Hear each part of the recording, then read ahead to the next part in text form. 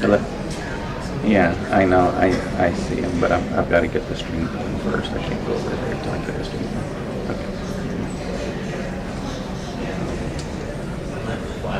Okay. Okay. I'll put it up there in a minute.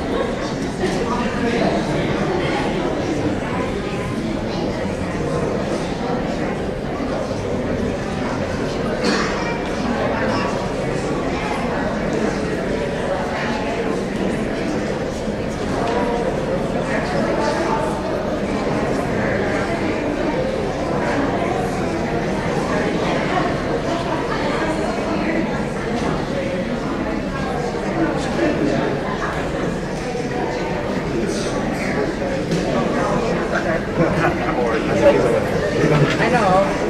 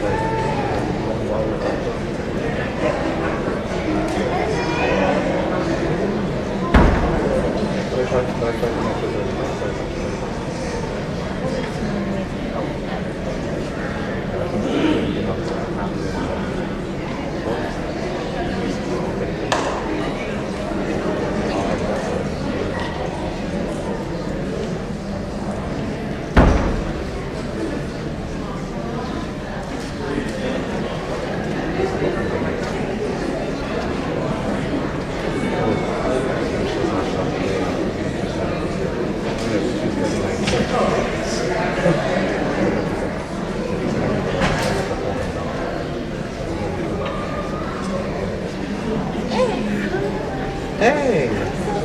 Hello. Good. How are you, babe? How's the name back? Yeah, you can.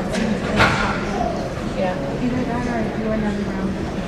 Yeah. And then I'll be providing body sculpting. I was gonna get with that and see how much you need to have done there. So I can start doing my body sculpting. Let's do complex vaccination. I'll take it on August 3rd. So she'll have machines for them. I'm going to make sure that you choose one. I have already ruled out.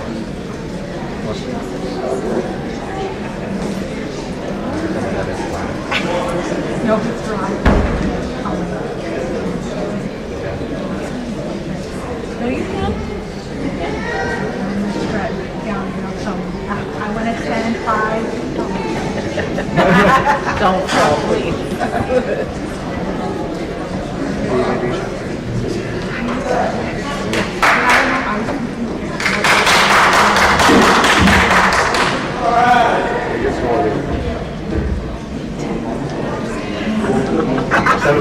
Okay. Careful. Yes.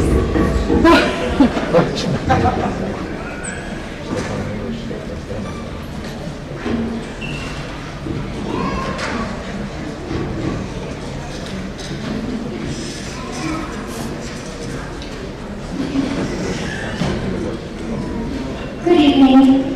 The time is now 6:42. My name is Jennifer Barrera. I'm the school board president of the AISD School District, and we're going to call this regular board meeting to order. Thank you to everyone who's present here today and everyone who is watching us online. Today is Monday, July 20th, and our meeting was posted to occur at 6:30 p.m. And in order to start the meeting, I'm going to call roll. Present today is our superintendent, Dr. Alicia Trevino, myself, Jennifer Barrera, our vice president, Mr. Herman Aviano. Absent is Secretary Mr. Cito Zamora. Present is Mr.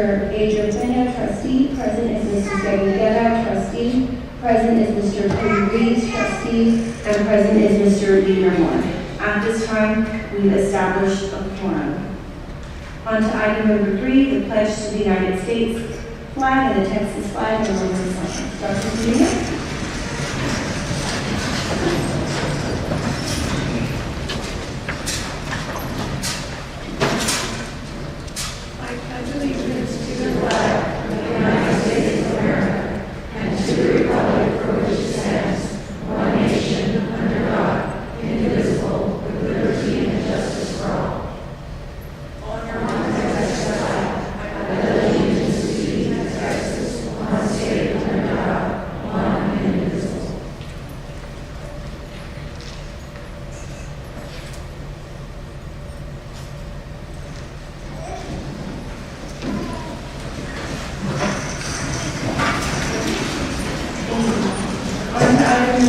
Recommend and approve the board meeting minutes.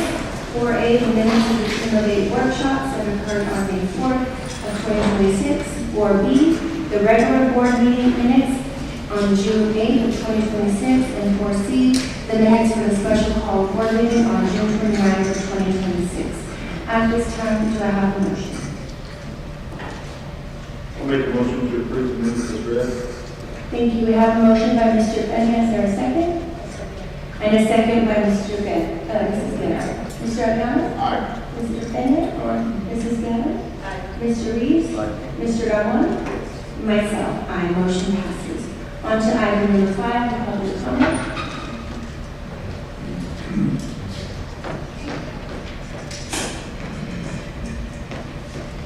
At this time, Cecilia Hunter has handed me the public comment sheet, and there's no one who has signed up to speak. Thank you, Ms. Hunter. On to item number C, the superintendent's report. Dr. Trevino?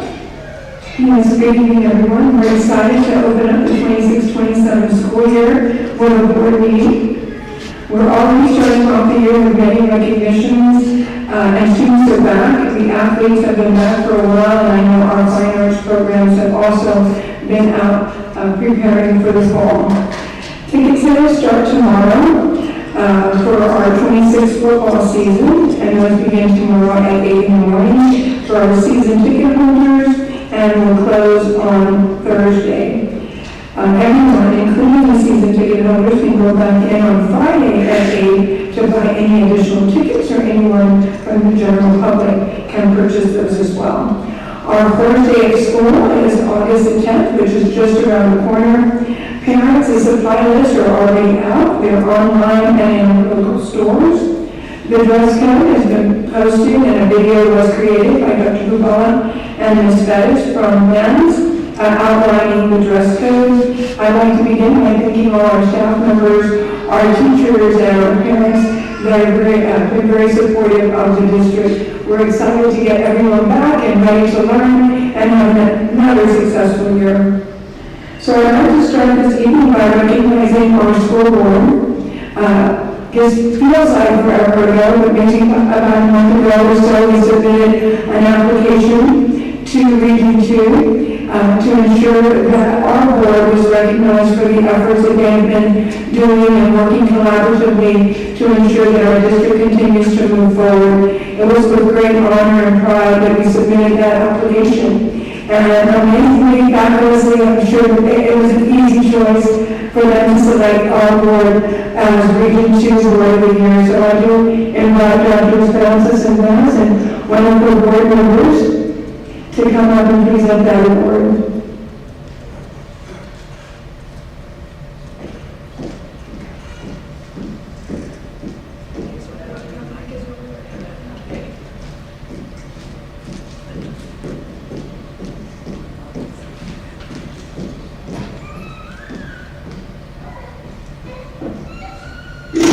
It is with great pleasure and honor to be here. I am extremely proud to announce Alice ISD Regional School Board of the Year. Every year, boards of Region 2 and all the other 19 regions submit nominations. This year, we are honored to recognize Alice ISD as a 2026 Board of the Year. The Board of the Year will now compete with other Board of the Years from the 20 regions. I know that Alice has made significant academic progress over the last 2 years, and this definitely will be noticed during the competition. So Region 2 wishes the best for Alice ISD. With me is Ms. Amy Coney, one of our board members who represents Alice ISD and other school districts around here. So thank you very much. We have an award, if you don't mind coming out to the front so we can present it to you, that we would appreciate that. Congratulations, and let's give Alice ISD a round of applause.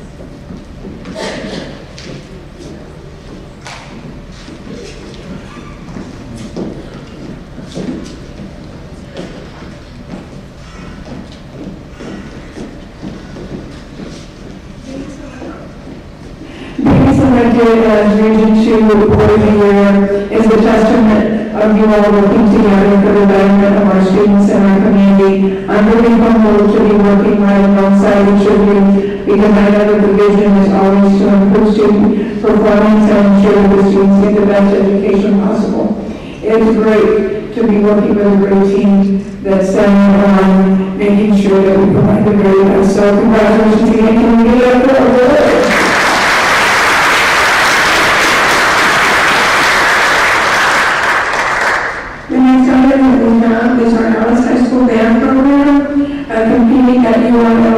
roster and site reading and state evaluation. So I invite Mr. Bettis up to the podium.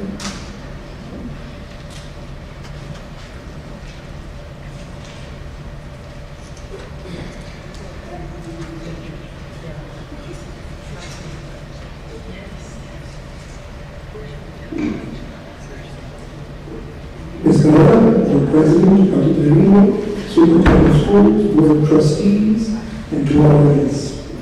Tonight, the Alexander School District for Finance Department proudly recognizes Mr. Anita Garcia IV for earning the prestigious URL Outstanding Performer Award at the 2026 URL Texas State Solo and Ensemble Contest. The URL Outstanding Performer Award is the highest individual honor presented at the Texas State Solo and Ensemble Contest. To become eligible, a student must first advance to the state contest by earning a superior rating on a Class 1 solo at the regional contest. At the state level, the student must perform a Class 1 solo entirely from memory, and once again earn a division 1 superior rating. For most superior performances, the state adjudicators identify only the most exceptional musicians as outstanding performers, recognizing students who demonstrate extraordinary technical proficiency, musical artistry, tone quality, interpretation, and overall performance excellence. The award represents the attainment by individual or superior musicianship as demonstrated in the exacting competition of the Texas State Solo and Ensemble Contest. Each year, approximately 100,000 Texas students participate in the Original Solo Contest, with only thousands advancing to the State Solo and Ensemble Contest. Of the state performances, only about 2 to 3% are selected to receive the Outstanding Performer Award, making it one of the most selective and distinguished honors a Texas high school musician can achieve. This recognition is especially significant as the USC has earned the URL Outstanding Performer Award for the second consecutive year.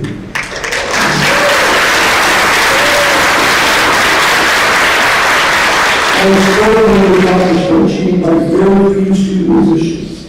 His dedication, discipline, and unwavering pursuit of excellence have brought tremendous pride to the Alice High School band, AISD, and the entire Alice community. Congratulations, Mr. Garcia, on this remarkable achievement and for representing AISD with excellence at the highest level of music performance in the state of Texas. And I have here a gold medallion, which is awarded to every state champion in URL, football, basketball, volleyball. This is awarded to every state champion. He will be receiving his second gold medal this evening.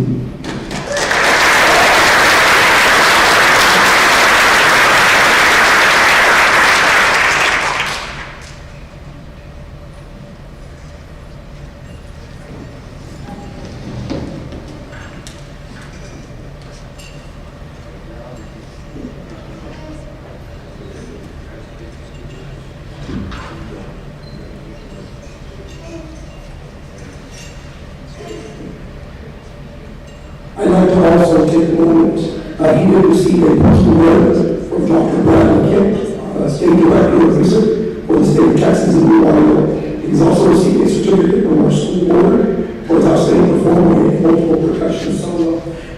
But if they didn't hear with a special plaque, they're coming back to school. We checked it out all afternoon, so he'll get a nice special plaque as well for us, which is just so good. Thank you very much, and repeat congratulations.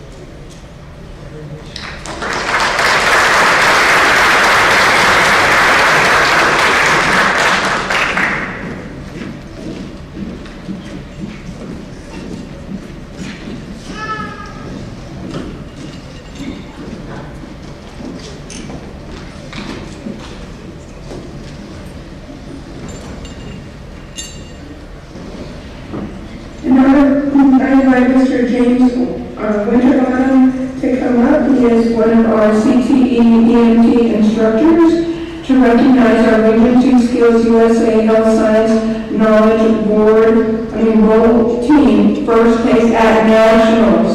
So Mr. Winterbottom.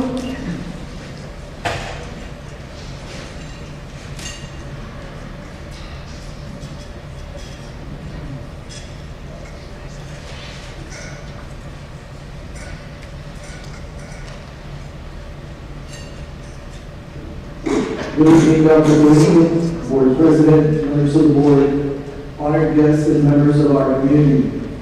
It is an absolute pleasure tonight to celebrate an achievement that brings immense pride to our entire school district.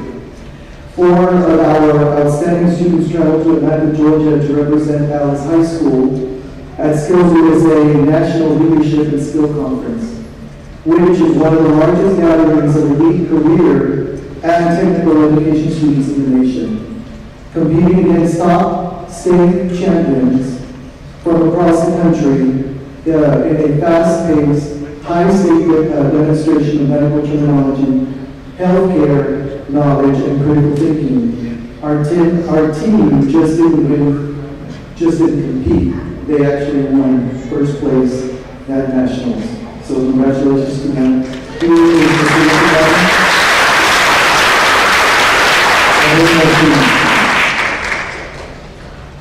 I'd like to call to the stage before the group of this national team. Start first with Mr. Noah Rosenbaum.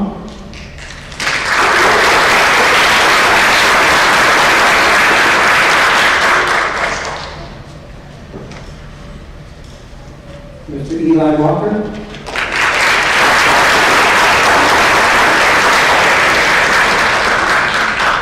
Ms. Tiffany Kim.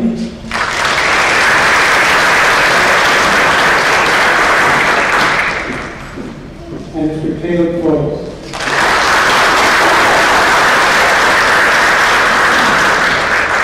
The coach for this team, for the Skills USA, is Pearl Aguilar, and I'll be here tonight, so I'm here at her place.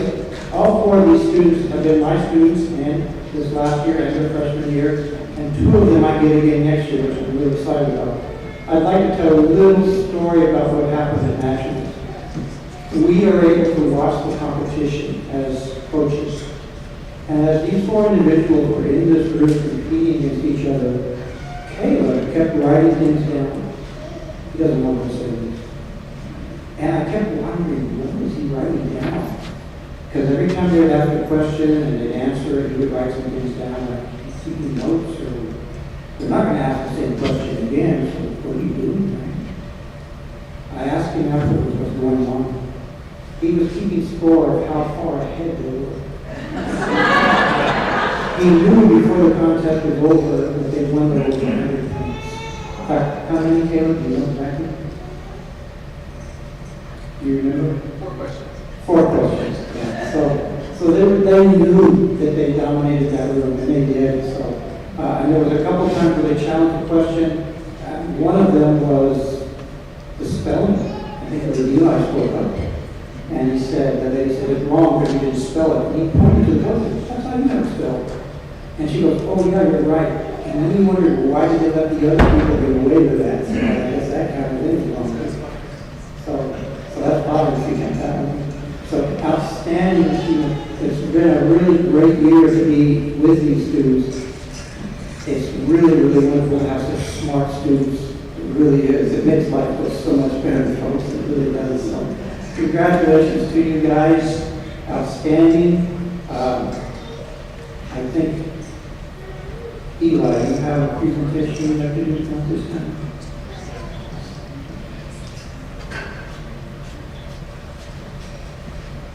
First of all, good evening, Dr. Trevino, members of the board, and the community of Dallas. Thank you for supporting us on the roads competing at Skills USA Nationals in Atlanta, Georgia. This achievement not only reflects the hard work and dedication of our students, but also of our teachers, administrators, parents, and everyone who worked behind the scenes to make this happen. Furthermore, on behalf of my team, we would like to thank two very special supporters with a token of our appreciation, a commemorative coin from this year's National Leadership and Skills Conference. Ladies and gentlemen, please join me in thanking Dr. Anicia Trevino and Dr. Sidonio Cantú.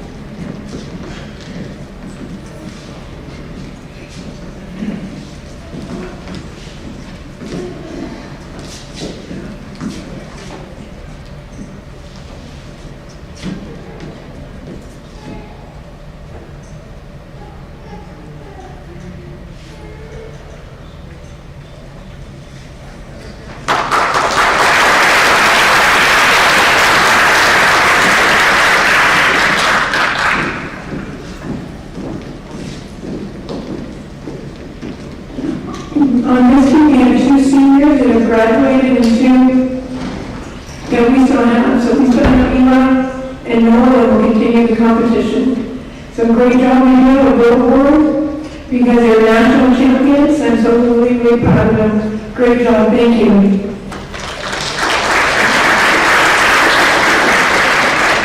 Now we move to recognition of our 2026 Taffy and Educators Rising National Conference participants, and we have Dr. Cantú and Mr. Winterbottom again to help us out with those presentations. So at the national competition for education and training, two students that also competed, and that is Tiffany Kim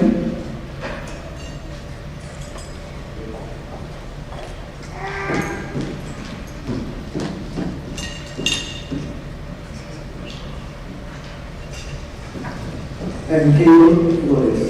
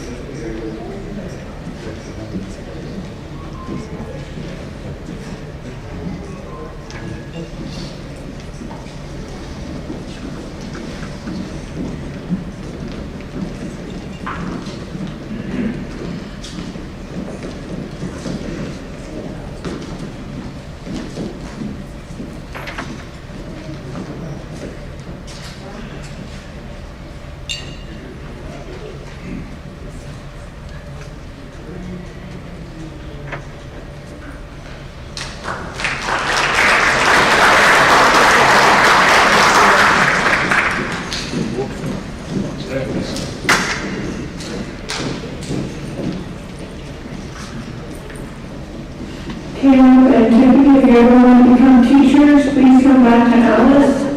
We'll be more than happy to offer you a job. Next, we have an important recognition, just like all the others, on our teacher incentive allotment, our TIA designated teachers, and so I invite Mr. Net to the podium. Good evening, Madam President, members of the board, Dr. Trevino, Superintendent of Schools, and audience. It is my pleasure and honor to introduce to you our TIA Alice ISD teachers that have been designated by our teacher incentive allotment. The teacher incentive allotment is a state-funded program that began in 2022-2023 and rewards our top performing teachers. Teachers must meet two criteria that are set by the Texas Education Agency, TEA: student growth data and teacher observation data. In 2022 and 2023, 19 teachers, we started with 19 teachers with a total payout of $252,287. In 2023 to 2024, we had 29 teachers with a total payout of $377,602.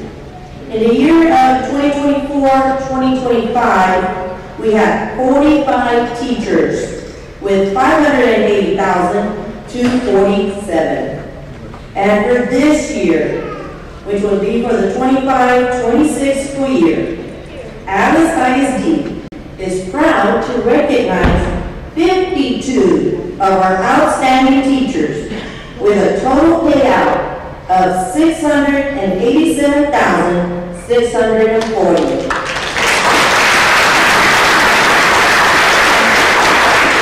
As you can see, the number has increased, showing progress within the district. It is a testament to our teachers of their hard work and dedication to improving student outcomes. We invite our teachers to come up and be recognized with their families, joining them for this special occasion. Not all of our teachers are able to be with us today. However, they will be recognized in our August board meeting. So we will start with our proposed candidates. Their principal, Ms. Jasmine Dominguez. And we can have you please sign it with your family members.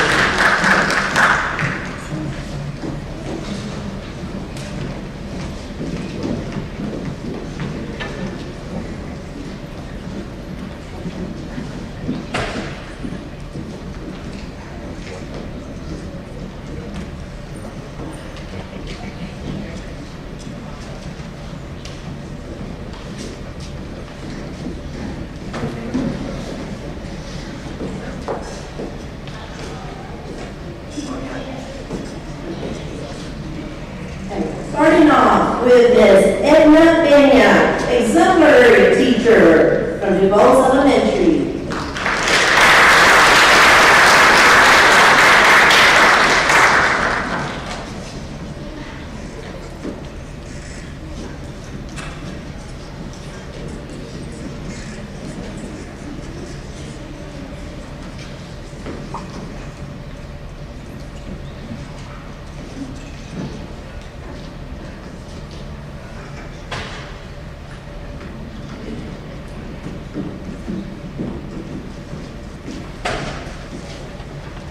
Board members, we right in on. Oh, okay. Mr. P. Let's go with the picture. Yes.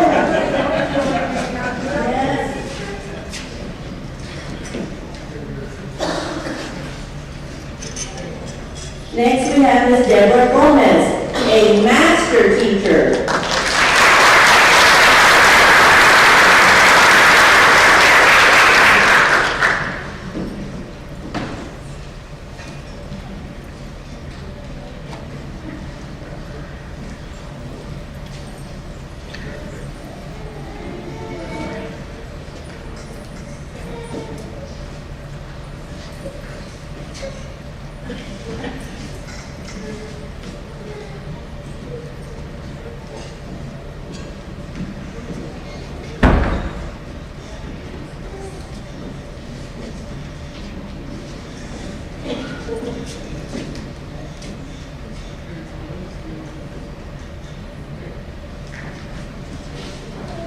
Next, we have Ms. Ida Deschaux, a master teacher. Next, we have Ms. Marisa Enosa, a recognized teacher.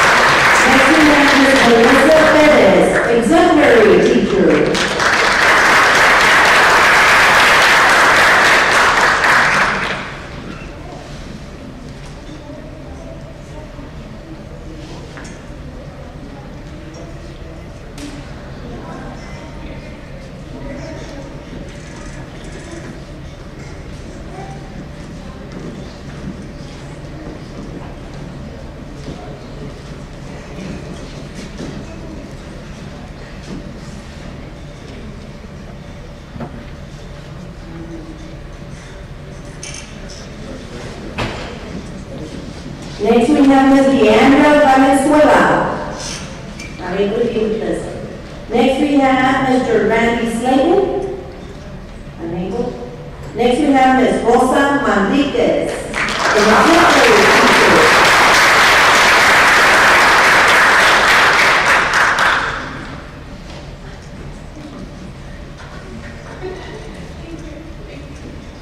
Make your way on this side.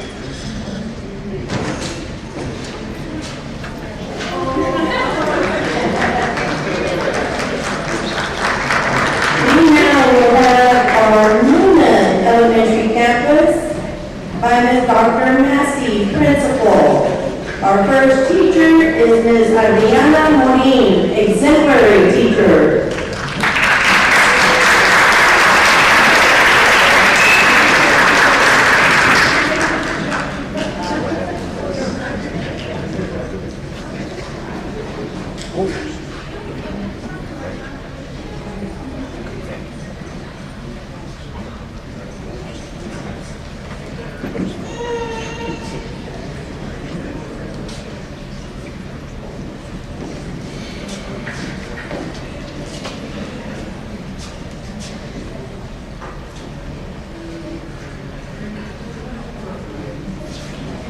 Next, we have Ms. Crystal Parker Clement, Exemplary Teacher.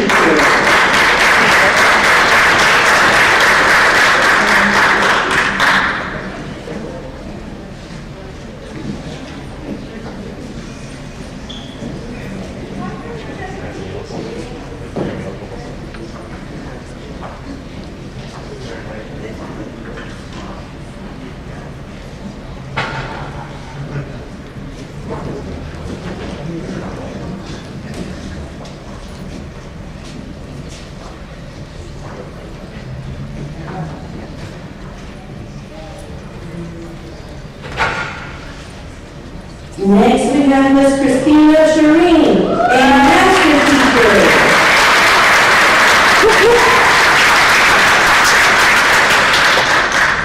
Let's tune up.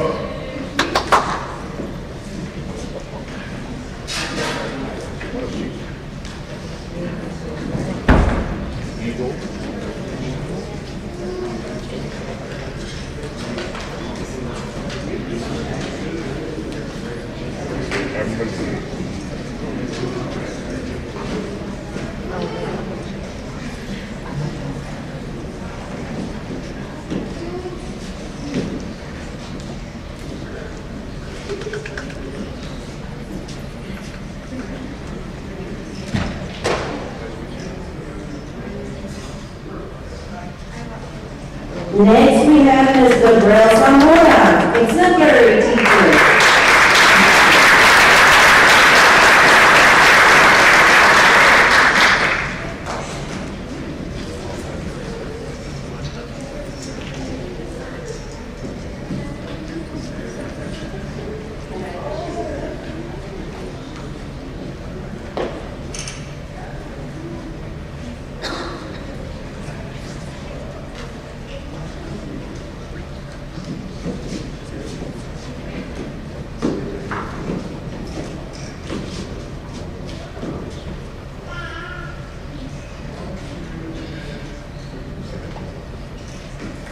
Next, we have Esmeralda Gutierrez. Not able to be with us. Next, we have Ms. Shanae Moreno, Exemplary Teacher.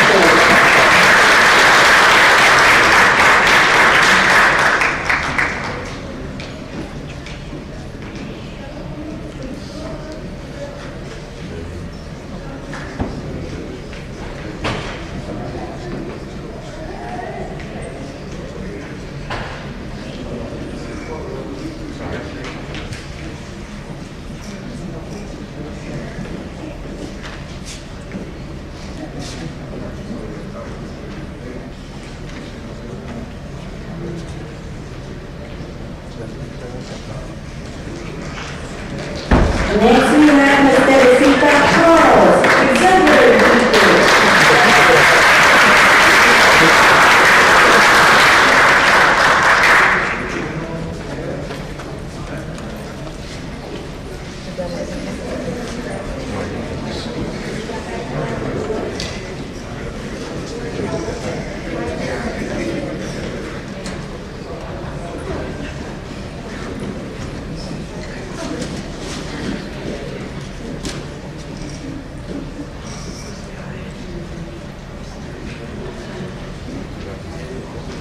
Next, we have Ms. Leslie Gonzalez, recognized teacher.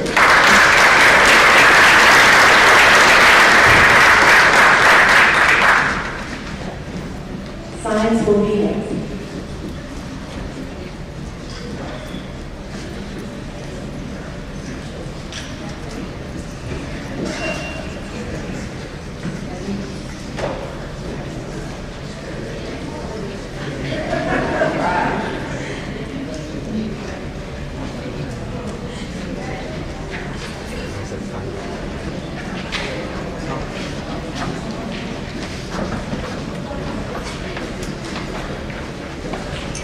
Ooh, there's three.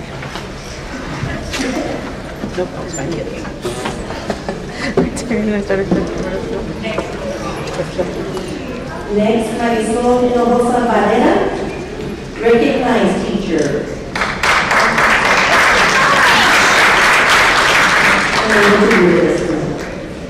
Next, we have our Silence Elementary.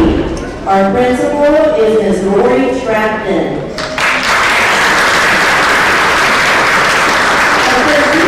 Ms. Annabelle Roque, master teacher.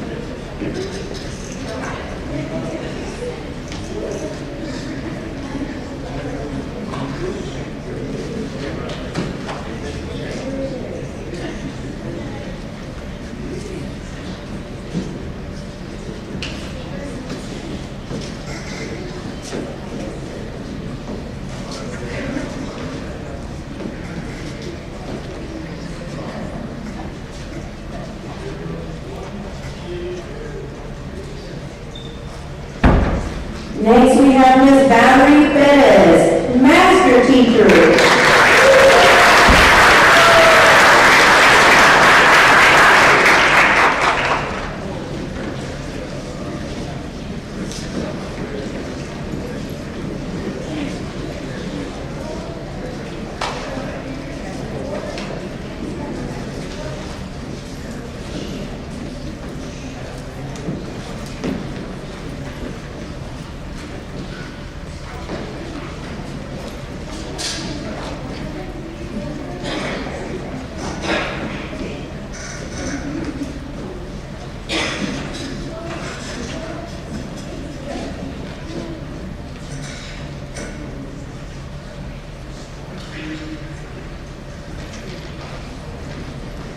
Next, we have Ms. Nelda Ramon, exemplary teacher.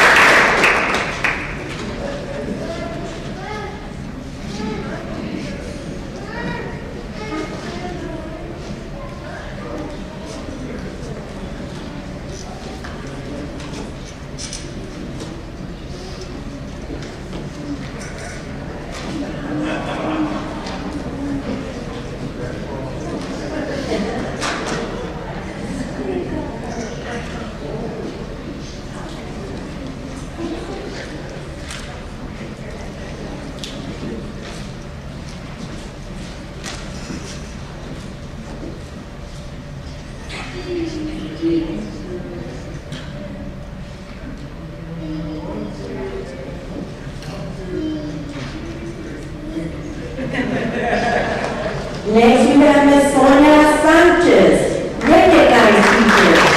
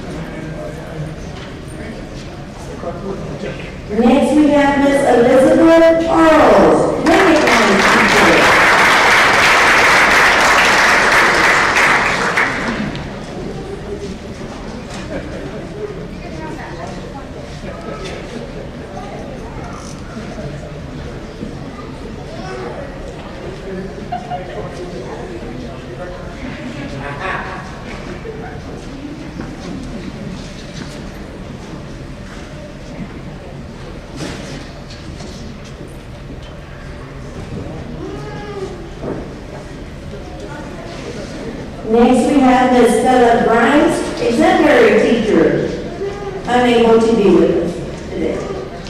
Next, we have Ms. Lydia Ferris, recognized teacher.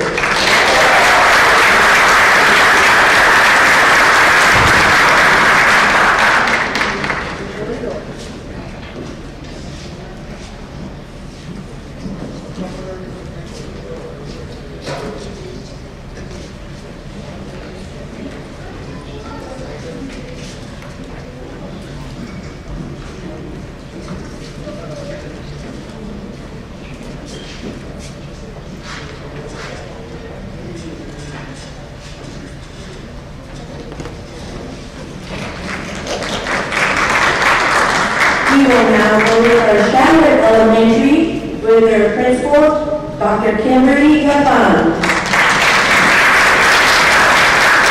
Our teacher is Ms. Adriana Rojas Guerrero, exemplary teacher, unable to be with us tonight. Next is Ms. Deborah Beltran. Next would be Ms. Aurora Repino, master teacher.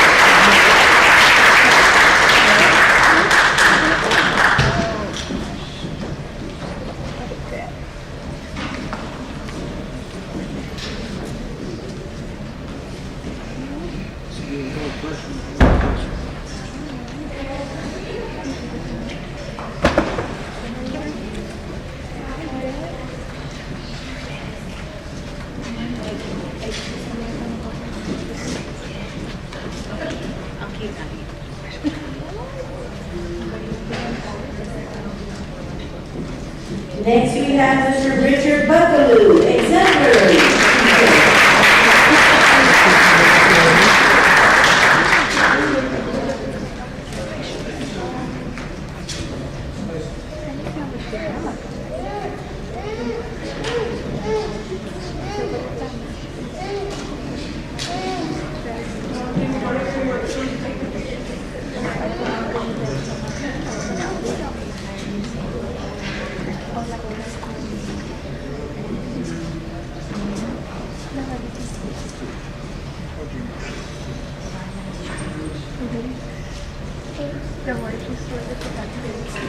Next, we have Ms. Roxana Chapa, exemplary teacher.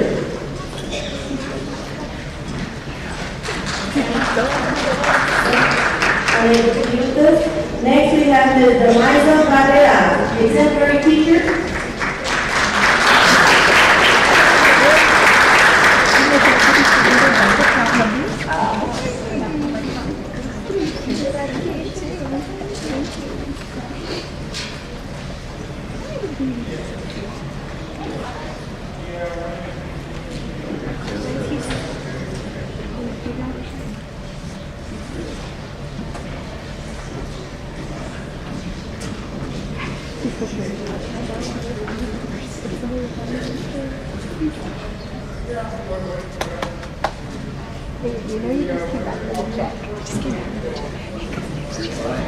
Next, we have Ms. Amanda Gonzalez, exemplary teacher.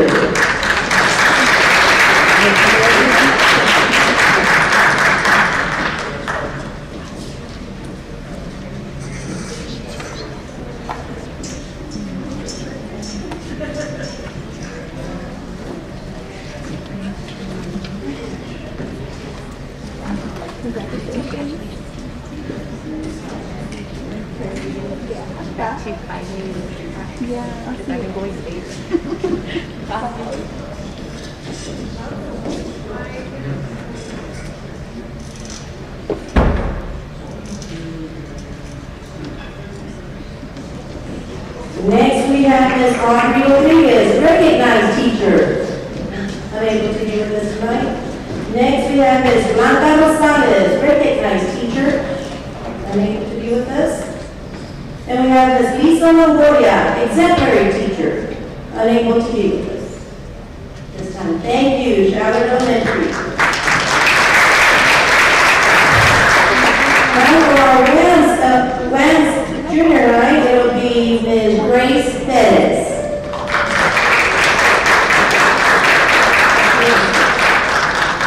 Our first teacher will be Miss Annabelle Barrera, master teacher.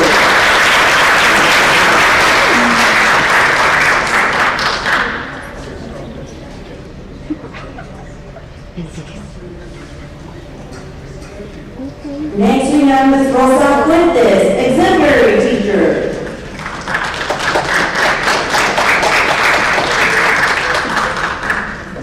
Ms. Sandra Fives, exemplary teacher. Next we have Maria Ibanez, master teacher.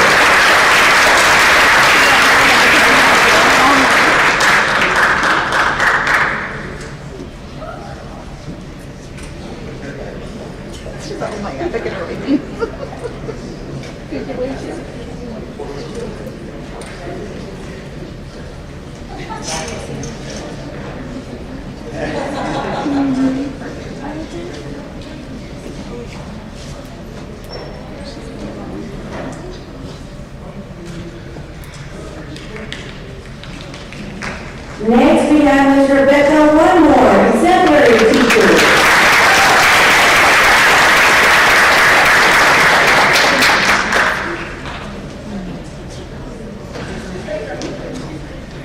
Where's your mom?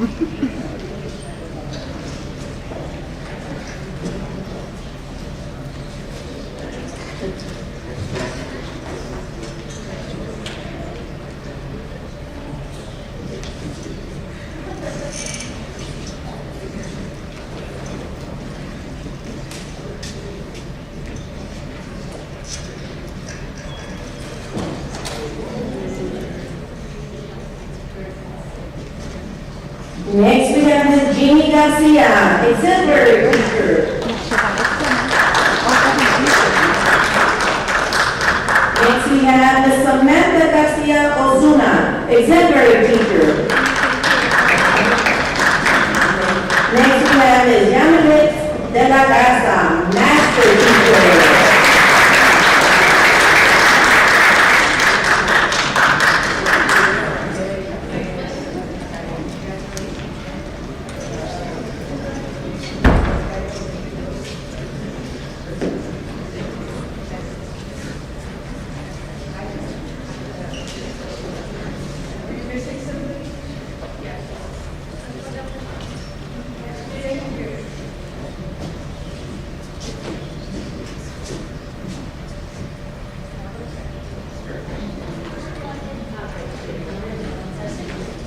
Next, we have Ms. Tara Espinosa, exemplary teacher.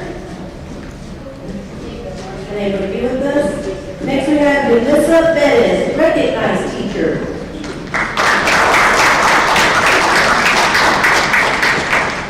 Give our high school teachers and families.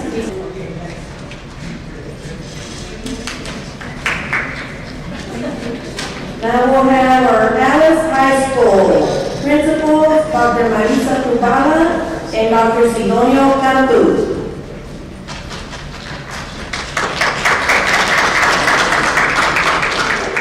Our first teacher is Mr. Abel Lopez, exemplary teacher.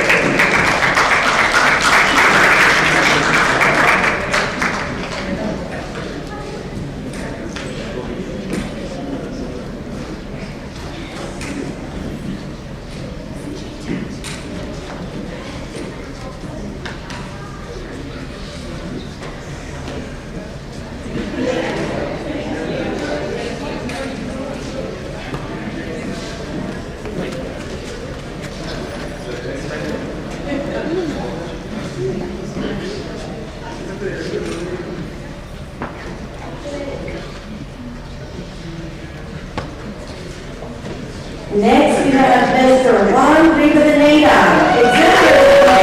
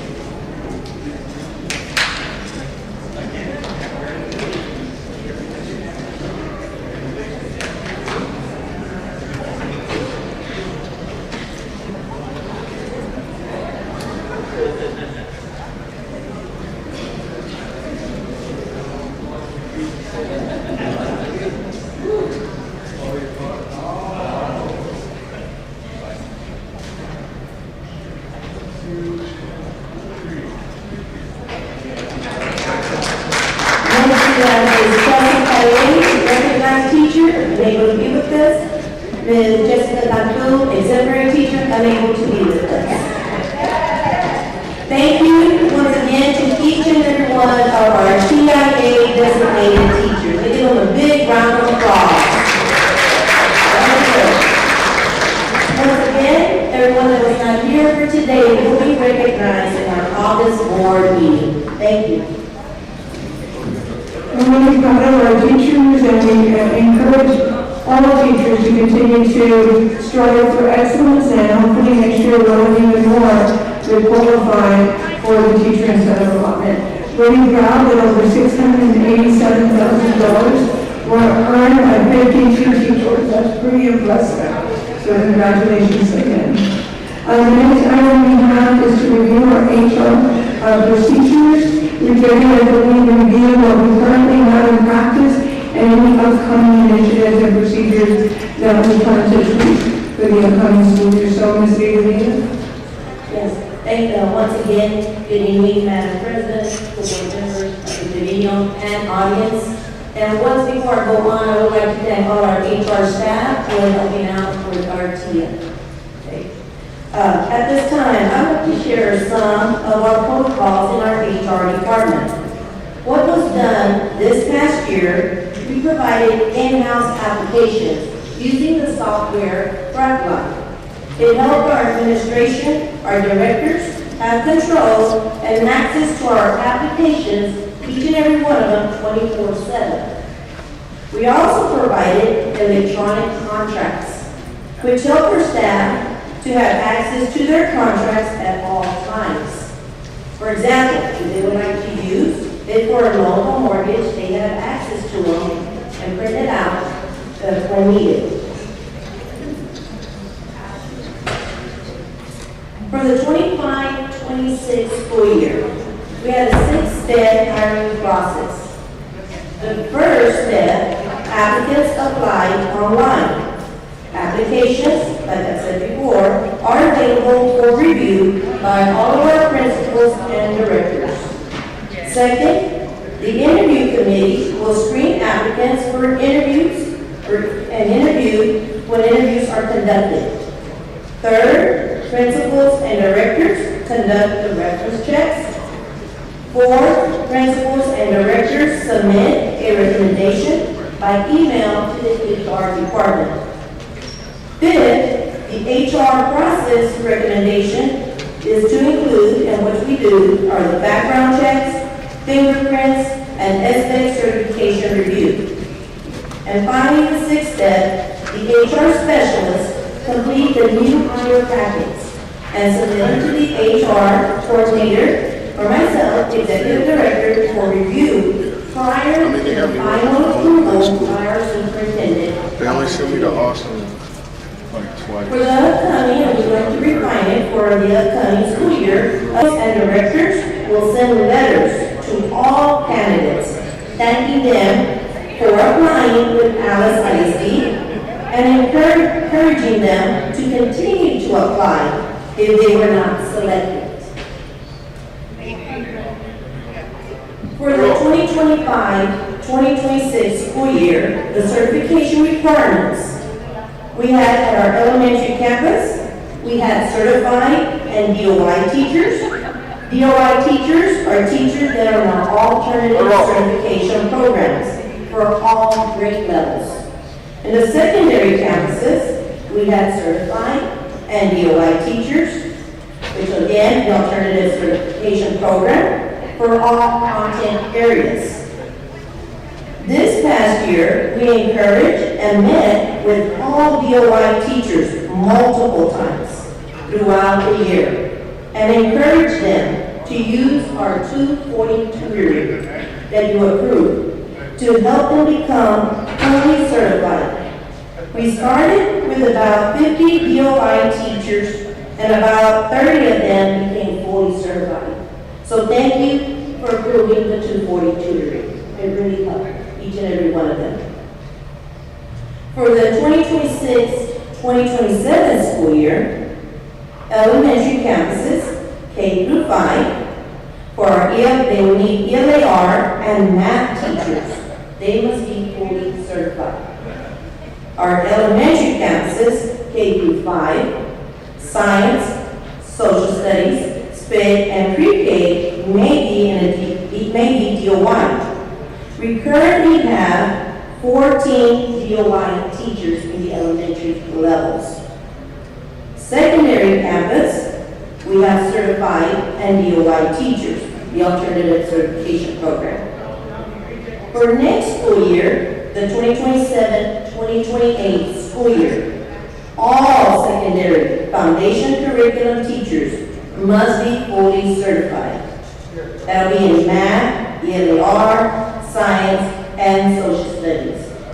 Our goal is once again to meet consistently with our DOY teachers, check on them that they're utilizing the 240 tutoring so we can help them get themselves fully certified. This is one of the parts for the interviewing process form. The number of applications they screen for our principals and directors, the numbers of interviews that they conducted for that position, the date of the interviews, the committee members' names, who was part of the committee, and the applicants that were interviewed. This is part of it. This is a sample, a thank you letter that the principals or directors will be sending out to each and every one of the applicants that have applied for that position. Thanking them, and hopefully that they will, if they don't get that position, that they are welcome to apply again if they meet all requirements for the next position.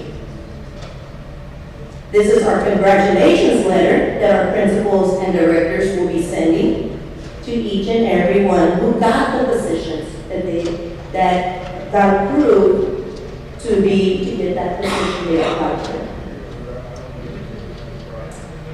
On this, I really would like to congratulate a big thank you to each and every one of our principals and directors and all of our HR teams who worked extremely hard to make sure, because our goal was to be 95% fully staffed this coming year. We worked last year to bring the numbers down, and our goal this year was to bring it even lower. Why? Because our students need their teachers. The principals, thank you for working extremely hard even during our vacation time. We worked and you were able to get our teachers. Alice High School, congratulations, Dr. Kubala and Dr. Padu. They, at this time, had 0 openings at Alice High School. At WAMS, Ms. Grace Bettis had 0 openings. At Shallard Elementary, Dr. Galvan, 0 openings. At DuBose Elementary, Ms. Jasmine Dominguez, 0 openings. At Newman Elementary, Dr. Massey, she has a kinder teacher position and a SPED adaptive ed teacher position. But she does have a couple of applicants that she'll be interviewing pretty soon. And at Science Elementary, we do have a first grade teacher position and a SPED inclusion teacher position. A total for the whole district of 4 positions, which is the lowest amount of vacancies that Alice ISD has ever had. Once again, a big applause to all our principals and directors and their job well done. At this time, do y'all have any questions for me? Yes, ma'am. Okay, a couple of things real quick. On the interview forms, do every campus, do they have like their own interview questions? Do they come up with does HR provide them with like sample interviews? Is there like a matrix where they? We do get the interview questions by TASP. Okay. We do utilize in HR quite a bit of the TASP forms that are provided. And then our principals themselves, they have interview questions set up. So they use a little bit of both. And I'm only asking because I don't know, Kim is here, they probably still have the matrix that I left there, but I know that I had a matrix.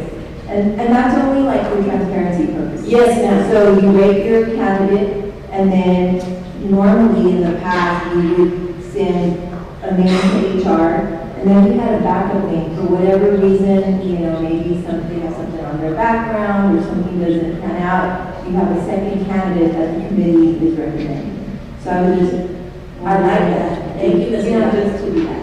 And then my next question is, you mentioned that there were some candidates that we're hiring under DOI that are not certified. Yes, ma'am. And so my question is there, I know that we can give them a 1-year emergency certificate. Yes, ma'am. Granted that they have not received an emergency certificate for that area in another district.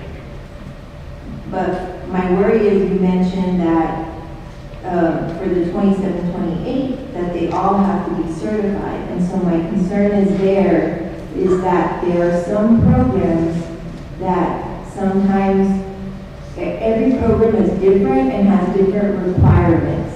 So they may, if they're brand new, they may not be at the, I guess, level to maybe take, because I know they have to take like, some require different things. Some require content first, and then PPR, and then if they're like elementary, they have to take STR. So my worry is that we're only giving them 1 year, and for some teachers, that's 3 tests. Are we going to like still give them like the 2 years that the district has given in the past? Because, I mean, technically, they don't have to be fully certified until 2030. And so that, I just want us to make sure and state that, because we may be hiring people that move to Alice or make the transition, and then I would hate to tell them, okay, sorry, 1 year and you're not certified, because we want to be able to sustain those teachers. And so I just want us to make sure that we all understand, or, you know, that principals know that if they're doing well and they're doing a good job and they're trying and they've gotten like a lot accomplished in their program, that we're just not going to cut them in 1 year. So I just want us to be able to do that. And then, I mean, but other than that, everything looks great. I just want to make sure we get that information out. Well, thank you, Ms. Guerra. The main thing about everything that I explained was communication. Right. That we communicate, and above all, that we take care of our teachers that we have and that we have hired. And we're always here for them. And that's why throughout the year, we're constantly meeting with them, checking their standing, checking where they're at, making sure they get their content, their PPR, especially or the elementaries, especially their STR. But thank you. Thank you for that And information. also too, I mean, and if they're like, if there are coaches, giving them the time that they need, because I know coaching takes a lot of time for them. And so I want them to be able to get that support also, because they're also helping the district out by, you know, helping us coach, collaborate with each other, so that way, you know, we're doing the same thing, and one's not doing something different, like one elementary's not doing something different, and that we kind of follow all of that. And then like secondary, and I'm sure that they do that when they interview, that whatever subject it is, that maybe you have like a department head, or that somebody that is there for that subject that has, you know, input. I mean, that's my own recommendation. Well, thank you, Ms. Guerra. Thank you. And a lot of this was also mentioned to each and every one of our principals. They came every single week to meet with me and with us, and they're in HR, checking on their vacancies and checking who they were going to recommend and so forth. So that's why they were able to do such a beautiful job and bring them down to only 4 vacancies as of today for our AISD. But thank you. Thank you. Good job. Thank you. Thank you, Mr. Vinita. Next, we have our July academic update, and I invite Mr. Mishisa. Thank you.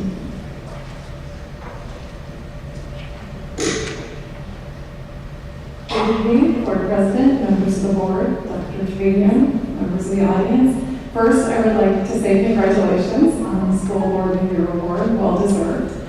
I'm grateful for the opportunity to be kicking off another school year here right now. And we had some really great things that were happening this summer, and they turned out really well. So I'm excited to be able to highlight some of those things this evening.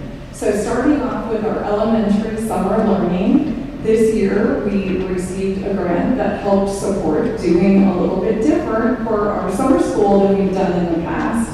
And our academics and ACE went together and collaborated in one summer school rather than two separate. It was themed across the USA. AISD leads the way, and it just went really well. There's a few pictures here. It was 5 weeks from June 1st to July 2nd. We had about 200 students at DuBose that participated in that from all the campuses, but it was held at DuBose. They had their daily math and reading instruction, and then they also had their ACE enrichment activities in the afternoon. The math and reading, it was really focused on student engagement and hands-on activities. For the reading, the teachers were trained on independent investigation method, which is a type of project-based learning where the students are active investigators in their research. So they were able to do a lot of different research activities and share the things that they were learning. They had Friday fun days every week that ACE supported and took them on field trips and different things. And on top of that, we had 10 high school students who were hired as employees to assist. And so they went through the entire hiring process. They put in applications, they were interviewed, they went to HR and they went through what they needed to do to sign up, and they actually were paid employees helping out with summer school. And so it was a great opportunity for them, and it was also a great opportunity for assistance for the students and for the teachers. So that was really great. As part of the grant process, they did have to have an observation day. So we had, it was Region 1, people came up and spent an entire day observing the summer school. And they got excellent feedback from that, and they were rated an A on that rubric for the work that they did. So it came out really well. And since we're talking about ACE, I did also want to mention, when we went on break, we were all kind of on our edge of our seats waiting to see if we were going to be renewed for the new grant cycle for ACE. And so I'm very pleased to say that that came in, and yes, we will continue to have ACE. So that was excellent news. Thank you to the team for that whole application process, but that's really good news. ACE has been great for the students and the community, so we're really excited about that. At WAM's Summer Learning, they had their Jumpstart Learning academic support for their core subjects. They had about 149 students that participated in that at some points throughout the summer. Out of that group, there were also 13 students from the 6th grade advanced math cohort who came in as kind of a bridge into their 7th grade advanced math. Those students actually learned 3 years of math in 2 years. So they last year added this optional bridge that they could come into over the summer. So they got to work on some of their upcoming math learning, and also they supported STEM activities as well for that group. High school had a lot going on. On the advancement side, they had 78 students who earned initial credit for a course over the summer. So there were 40 that earned Spanish 1 credit, 28 for Spanish 2, and 10 for government. So that now frees up space in their schedules that they can take advantage of the AP classes. We offer dual credit and CTE courses that they want to try out. So that was really great that we had so many able to take advantage of that. On the credit recovery side, we ended up with 28 students who were able to recover some of their credits. So maybe whether it was from attendance or grades that they didn't earn credit, they were able to make some of that up and get back on track for graduation on time. Then the 1st is when they're scheduled to be able to see those. So hopefully they'll be able to get those checks in the box for graduation and start the year fresh. Another great new thing that we had this year was Camp Coyote. This actually grew out of suggestions from parents and feedback in the superintendent roundtable, where comments were made, saying, hey, like sometimes I wanted to have my child in different camps throughout the year. We had to drive to Corpus, or we had to go, wherever. Why couldn't that be offered here? And so it was tried out this year, starting with just 3rd through 5th grade. And there were 2 one-week sessions. The first week was June 15th to 18th. The second was June 22nd to 25th. On Thursdays, there were parent showcases that the students were able to show off what they learned and did during the week. And we also had 6 high school students that were hired to help with this. So there was 1 student assigned to each group. And so the next couple slides are just a few snapshots from the 6 different sessions that they could choose from. This screen is the kids' gamer camp and photography. Then we have a science camp, lots of hands-on activities, music maker camp. And then the other 2 options were robotics and pickleball. So we got a lot of great feedback from students and parents on this, and looking forward to maybe build that program a little bit in the next summer. So some exciting new things. Next was summer learning for our teachers. So this was Summer Spark Professional Learning, which these sessions were optional sessions offered July 1st through the 2nd. It was held at William Adams Middle School. And we had a morning session and an afternoon session each of the days, so the teachers could attend up to 4 different sessions if they wanted to. You can see our numbers there. We had 42 in the morning and afternoon sessions on July 1st, 42 in the morning on July 2nd, and 39 in the afternoon that day. As you saw earlier, and a lot of those teachers you saw, the ones that were there, as you saw earlier, we have some really amazing, hardworking teachers, and they're always willing to, seek out learning more and building capacity in their profession. And it was just great to see people there and just, enjoying seeing everybody. The session topics covered things like protecting our students, human trafficking, and social media awareness. Another one was recognizing and supporting students in mental health distress. So a couple teachers that are either coming to for the first time or returning to Alice in August. We had some of those teachers who actually attended the July professional learning to kind of get ahead of the game. So that was pretty great too. In terms of closing out 25, 26, final reporting dates are all just kind of lined up right now, finishing with final administration reports coming in. So those final reports, those are the ones that then are given over for accountability, that all the accountability rules are applied to. So on that one, for TELPAS, that final report came today. Star Alt 2, the final report is July 24th. And then the one that people have kind of been waiting on the most is the Star 3 to 8. And so this is the first one that's going to have the science results in it, because previously we just got raw scores. I've gotten questions from families on this one for science 5th and 8th, because in their portal they can see the other subjects, but science is not in there yet. So as of July 31st, that's when they will be able to then see science in that portal. Also, if there were students who got a different score based on their rescores for their constructive responses, those will be reflected in that one too. Then that's the last of those final drops. And the next step is the big one. The next step is our 2026 accountability results. So as of right now, TEA's performance reporting division is telling us early August. In the past, that's been August 13th, August 14th, right around there to get our accountability information.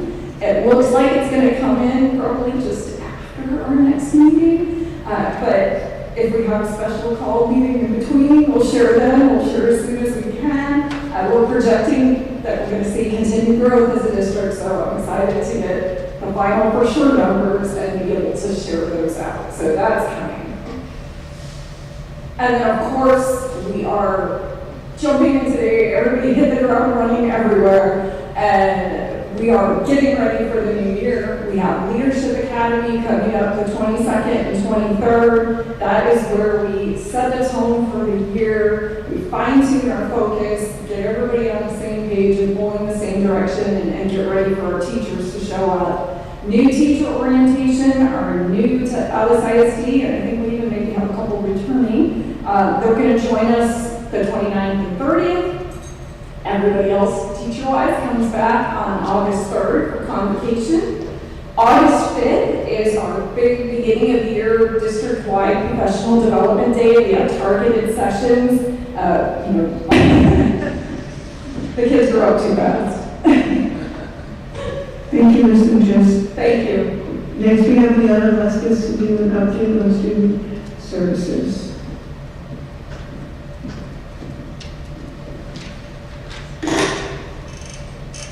Good evening, Board President, Board members, Dr. Trevino, members of the audience. Tonight, I bring to you the Student Services Update. I will be discussing the optional flexible school day program. This will be coming later on under one of our action items for the 26-27 school year. Now, TA did make some changes for the 26-27 school year. This must be presented to the board and share with you the progress of the program. So that's what we're going to go over on the next couple of slides. What is optional flexible school day program? So it is a program that offers flexible hours and days and for attendance for students in kinder through 12th grade who are at risk of dropping out of school, who attend a campus implementing an approved innovative campus plan, who attend a TA designated early college high school, who attend a community-based dropout recovery education program, and or not meeting attendance requirements resulting in denied credit for one or more classes in which the student has been enrolled. Now, Alice ISD does participate out of 3 of the 5 criteria. We do participate in the at-risk of dropping out of school. We participate in the attending a TA designated early college high school, and also the not meeting attendance requirements. The next 4 slides are going to show you how the program works. So there does have to be a written agreement in order for the student to participate in the FLEX program. If the student is less than 18 years old, the parent must sign and give permission in order for the student to participate. If the student is over the age of 18, then they can sign for themselves. These are the typical FLEX instructional arrangements. Now, while the student is in the FLEX program, they must receive a minimum of 45 minutes of instruction on any given day in order for the district to receive funding. If they don't receive that 45 minutes or they go less than the 45 minutes, we don't get anything for that day. Now, we do have instructional arrangements for these students. They're able to attend weekend classes, such as Saturday school. We do have extended day classes, which involves after-school tutoring. They have flexible schedules, so during the school day, they're able to catch up for any work that may have been missed during their absences. ADA does not count for this for each student, but it does generate extra funding if they do attend. And of course, we have credit recovery classes that can be taken during the regular school day or during summer school. Every teacher of record does keep track of the number of minutes our students attend each day, and they have to certify the students' minutes with their students we can have in the FLEX program at each campus. At the high school, we have 300 slots, plans 200, and all the elementaries at 25.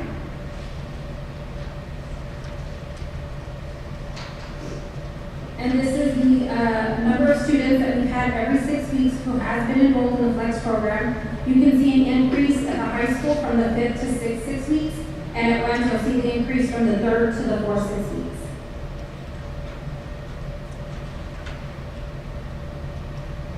Part of the FLEX program application is to show the progress the district has made from the 24-25 school year to the 25-26 school year. Our discipline referrals and our DAP placements have decreased.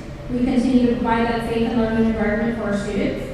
Attendance has increased, showing the FLEX program continues to be effective for our students from 92.91% to 93.09%. Our course completion went from 80.91% in 24-25 to 84.11%. This is the total percentage of courses that had a passing rate at the end of the school year. Our goals for the FLEX program is to make sure we target those students who are unable to attend school in a traditional setting, such as students who seek employment to support their families. They must provide childcare during traditional school hours. We do offer students who are at risk of being denied credit because of failure to meet attendance requirements the opportunity to recover that credit. We do monitor this every 6 weeks to evaluate the effectiveness and student success. I will give you some examples. We have some students who have had a baby and maybe they can't come to school every day because maybe they don't have the childcare available for them. So we do give them the opportunity to attend a DAP Flex. We do have Ms. Marisa Acosta that's done a phenomenal job in helping our students gain that credit back. We want to make sure that they do come back and graduate and not end up a dropout. We do have students too that have a job that provides for the family, and so we also give them that opportunity to stay in school and to graduate. We do have many families that face one of our attendance barriers, so we do work with them to make sure we remove those barriers.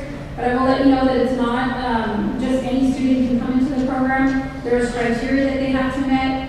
Every campus has a committee where they need to decide whether or not this the Flex program is available for them.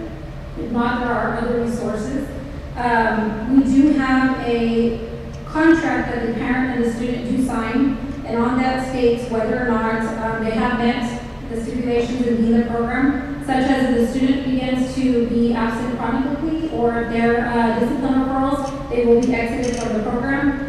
And they're not taken out during every 6 weeks. We try to have them start in the beginning of 6 weeks to the end of the 6 weeks. That way we can continue to monitor that to see whether or not that is. 6 weeks, so like a student that is in the Flex program, what? So those students are, so those are the attendance barriers. So there may be we have a lot of homeless students who face, maybe the parent doesn't have a ride to bring the student every day, but we have those kids that want to be there in school. So we try to provide either transportation for those students, and then we give them the opportunity to tell them, okay, we'll work with you, but you have to find a way to bring them. Either we take them to school or, somebody brings them in. Some kids like that, we do have some special ed students too, who face that. They're always sick, or they can't come to school and they miss a lot. And so we give those students an opportunity to come in as well and, get those credits that way they can stay, consistent and not be faced with truancy. So for the elementary, it's more they're able to make up the work and it doesn't affect their attendance. Correct. Because Yes. they're under Flex. Yes. And now they monitor at the end of the 6 weeks, and we see maybe the student's just not progressing, right? Wise, then we just, we'll offer another resource. And that, actually, I would say the elementary is really working really well for them. Yeah, they're using it to their max capacity. I mean, some of these are at 25. No, that's good. That's what I wanted to know. I was just thinking that they were doing work at home. No. Yeah. The only ones that do the online ingenuity is the high school and the DAV class. Thank you, Ms. Evans. Are there any questions for Mr. Kim Cavano regarding school safety? If not, then I invite Melissa to. Yeah, did those scanners, The scanners? for the high school or the other center? Yes. Oh, for the high schools, they're in that labs where it needs to order those. No, but the ones at the high school, they made it in, they got it. Have they arrived, Melissa? Yes, they have. So we'll be ready for day one. Good evening, members of the audience, members of the board, and Dr. Trevino. Tonight you have in your packets the annual monthly reports that I give to you all, including your monthly revenues and expenditures. And if you look at the report, you'll see we are on track or on target for this time of year. We're currently in the process of closing out for our current 25-26 fiscal year and opening the new 26-27 year. We're starting our budgeting, and we hope to have, or we're planning on having our budget workshop number 2 next Tuesday on the 28th. So you have your quarterly investment report in there. You have your bond project update, and you also have the interest earned on the 2024 bond proceeds.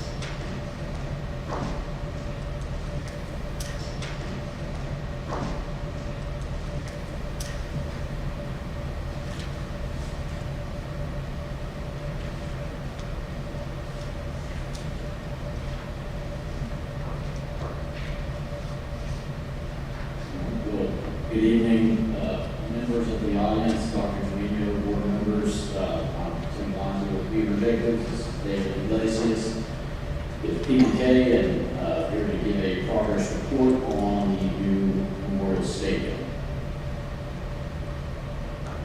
Cover sheet, we're sitting at about 80% complete as of right now. Usually always start off with just a floor plan of the site plan of the actual stadium itself. Left side is the home side, right side visitor side, and then the field house up there on north of the plan.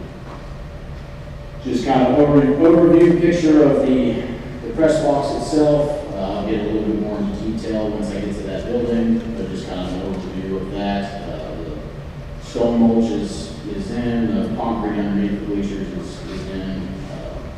Again, I'll get into the press box here in a minute. Yeah, just kind of a nice drone photo for you. This is the back side. I call this the Sutherland side since it is facing Sutherland. Over there to the north of that picture, that is the south parking lot. Caliche is all down. Materials in areas, and we'll get to buildings. Starting with building A, which that is the south concession stand on the home side. Painting is ongoing. Plumbing fixtures are ongoing. Fire alarm obviously is ongoing. The stainless steel countertops and tables were actually completed today, so you'll see your pictures after this one of that. The overhead doors are scheduled to be installed next week. Doors and hardware are also installed, so we're able to lock the buildings up. Canopy, we have one canopy over where the serving tables are. That's ongoing. Graphics is also ongoing, and then the exterior metal panels are ongoing. This is just kind of a picture of the inside of the restrooms. Put a paint on the wall, got plumbing fixtures, get ready to be put in. Painting also going on. There's another view of the stainless steel countertops, and then ceramic backsplash, as you can see right there. Waiting on countertops for that, and casework will be completed. The plastic laminate on the viewing platforms, which you'll see a picture of that here soon, has been completed. Second coat of paint has also been completed. There's a little touch-up paint here and there that still got to do. AV trim out is ongoing. The elevator is ongoing. Graphics, as you can see on the field side, is ongoing as well. The field side has been completed. The stainless steel countertops also has been completed as of today.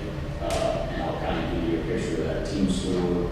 And then also the canopy is ongoing, as well as the ceiling trim out. Exterior painting is also going on, and then the metal wall panels is also nearing completion on that as well. Over there to the left is the hallway, just kind of down the middle of the corridor of the press box. You can notice a strip down the middle, looks like just white paint. That's where a vinyl graphic is going to go down the middle of the wall, so that might look incomplete, but I'm waiting on that. And then there to the right is a viewing platform to kind of overlook football stadium. That way you can fit more people in that in the press box. And again, countertops, flooring also will be tentatively scheduled. We're going to be putting that as kind of finishing touches at the beginning of April or August on that. So that's that. This is the team store with the slat wall where you can hang up merchandise and that sort of stuff. Casework is in. There's no backsplash there, but obviously we're waiting on the countertops there. This is just the restrooms. A horrible picture, but that's the restroom tile, nice and clean. And then this is another view of the casework that's in the community room. There's an exterior view of it with the logos up at the top on the Dallas Coyotes.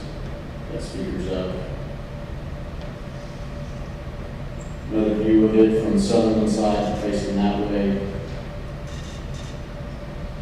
Moving on to building C, which is the north concession stand on the home side. Same thing as building A, pretty much same things going on over there. This one's a little bit further along. We got toilet fixtures in. That's been completed. Light fixtures are on. They're completed. Fire alarm, stainless steel countertops. Overhead doors are coming in next week. Doors and hardware is being completed. And the graphics and wall panels. Another view of that with the toilet fixtures. Partitions are also, which is like toilet stalls and that sort of stuff is scheduled. Voltage overhead wiring, that's going to continue to be ongoing until it's, game day. The floor and wall tile has been completed. There's a couple little areas that still need to be adjusted and were completed. Exterior block veneer has been completed. The overhead doors have been completed. Fire alarm is ongoing. Second coat painting is ongoing. And then exterior metal wall panels are ongoing. And then the light fixtures have all been installed and are working. Kind of a view over to the right of the little bit of casework that goes in those locker rooms, full of fixtures to the left. Here's another view of, and all 4 restrooms kind of look very similar to this. Just waiting on partitions to be installed and sealing the floor. And that's that. This is a picture of, this is the main lobby honor wall entry of the field house. The tile was completed this past weekend along with the laminate panels that has since, as of a few hours ago, has been completed. So that one's, the honor wall is getting there as well. Just another view of the locker rooms that are in there currently right now. Once the toilet partition people come, they also have the scope to put benches and that sort of stuff that goes in a typical locker room. Here's the outside. At the top, you get a nice coyote logo that goes on top of that. That's the front of the field house itself. Moving on to building E, which is at all the concession stands, or is this one's kind of the last Alamo, if you say. The exterior CMU has since been completed. The interior CMU has been completed. The MEP wall and overhead rough end has it's completed, and then the roofing is completed. Painting is ongoing, and then the stainless steel countertops and tables. And then overhead doors, and then along with the doors and hardware is all ongoing.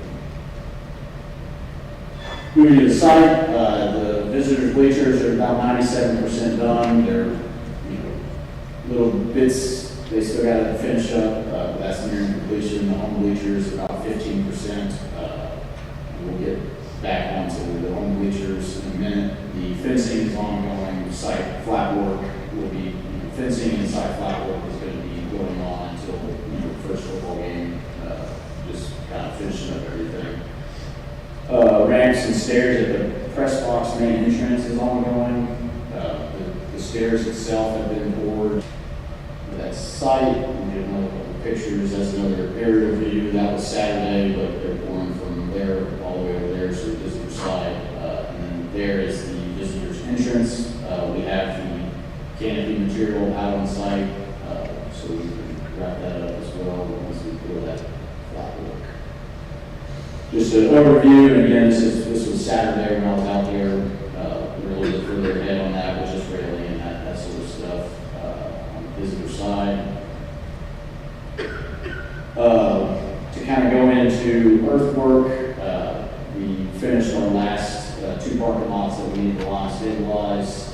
That has since been rough graded and is ready for our concrete guys to get in there, pour the curbs, do caliche import, and get that prep for paving. Another view of the home side. And this is a view of the bleacher or visitor side where the school board is going to rest. Another view. And then moving on to earthwork, I kind of touched on that already. Line stabilization, we did, done all the line that we needed to on the project, so that's done, and we're currently at paving set for next week on a lot of the stuff that's already prepped with completion. Site utilities, everything's about 99% done, just a couple grouting boxes in, that sort of stuff. This right here on the back side of the field house is the last little trench drain that we needed to set. That's been set, and all that needs is some flat work right there. Just kind of moving over to CPR number 1. This is us demoing the maintenance building and then putting that underground detention, the extravagant underground detention that's now covered up and you can't see it, but that's prepped and ready for bid. So, that's that. That's, I don't know if you want to add anything. We just continue to monitor progress. Jerry Okerson, PBK, has been out on site the last couple of weeks, maybe a week out on site this week as well. And continue to do so, just to monitor progress and determine, be there to answer any questions, we don't want any holdups. Any questions, comments, concerns? We have a meeting this Thursday, yes? I'm sorry? We have a meeting Thursday? Yes. Okay. I'll have my questions answered. I'm sorry? I'll have my questions then. Okay. First of all, we're trying our best. Okay, now the stands. Yes, sir.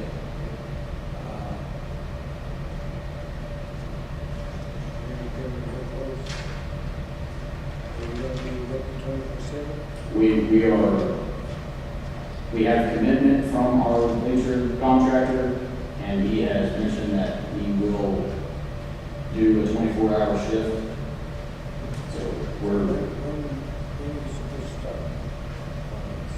So they've already started. They're missing a few. Yes. Correct. Once they get they're pending a couple deliveries of steel, the last little bit of structural steel. We're set to get a truck tomorrow, and then also 2 more trucks on Wednesday. The main beams that run on that very first row, that's kind of what's holding that up from just really taking off. We are expecting that to be on the truck tomorrow. If not, it'll be Wednesday. So we're pushing on them. They've given us their commitment that they're going to do everything in their power to make that happen. And they currently have 2 crews on site, 8 people total, and then once they do start erecting the steel, they're going to get an additional crew for the night, is what they've told us. So we should see some lights on that. Correct, yes, sir. And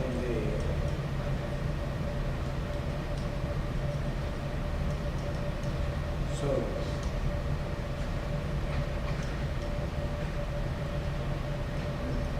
You can see another I picture. have a question. Yes, sir. So when we get bad weather, how many days is that for you? Like when we have It does not happen. That's for sure. We currently have tracked, I think it was 23 or I think it was 23 days. 23 rain days, mud days. So, I mean, that definitely doesn't help, but, you know, they try everything. yeah, then stop it from I mean, expected future delays. As of right now.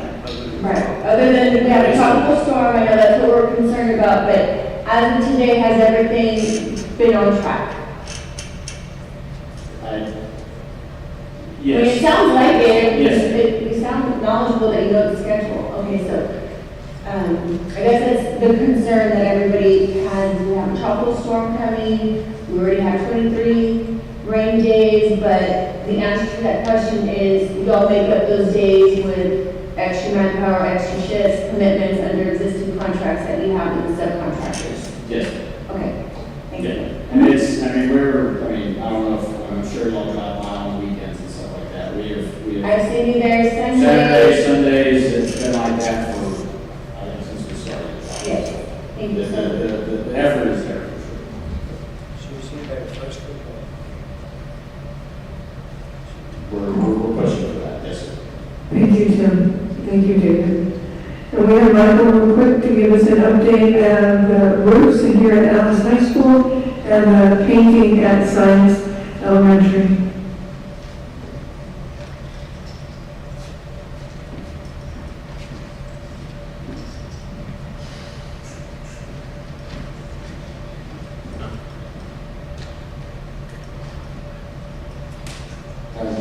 Reno, Board Trustees, Ryan, thanks for being here. Just a quick briefing on the update on the roof. So I met with the consultant the last couple of weeks, so they've taken the core samples throughout the high school, and they'll be evaluating, assessing, and they're conducting, during the process right now, completing a report and all the recommendations that go with it, along with the pricing and cost associated with those repairs. As far as the painting project there, I'll be doing a walk around tomorrow and addressing any punch list items that need to be addressed and or need immediate attention, and we'll take care of those immediately before we close out. Any questions? That was complete, just to walk through it? What's that? It's complete, but it just... It's complete, so I'm going to do a walkthrough. I got with it today. I want to see it before I give an okay. And I know there were some items that Mrs. Tractor and some concerns, a little touch-up, but those need to be addressed immediately before we close out on that contract. We don't have no like progress pictures? I'm sorry, I sir? didn't get no progress pictures?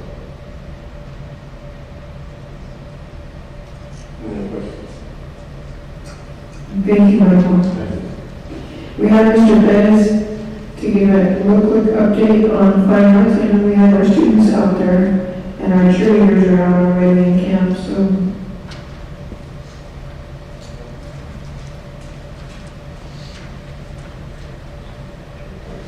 Mr. Board President of the New Superintendent of Schools, Board Trustees, guests, I want to give you a quick update on our fine arts. Right now we have, in our spirit division, we have our cheer teams. Those high school events are currently at camp in Galveston, and they're all getting ready for the school year. Our strutters also did leave yesterday, attending the HT summer dance camp in San Antonio, as well as getting ready for the upcoming school year. In our band division, I want you to know we had a great start to our summer band program.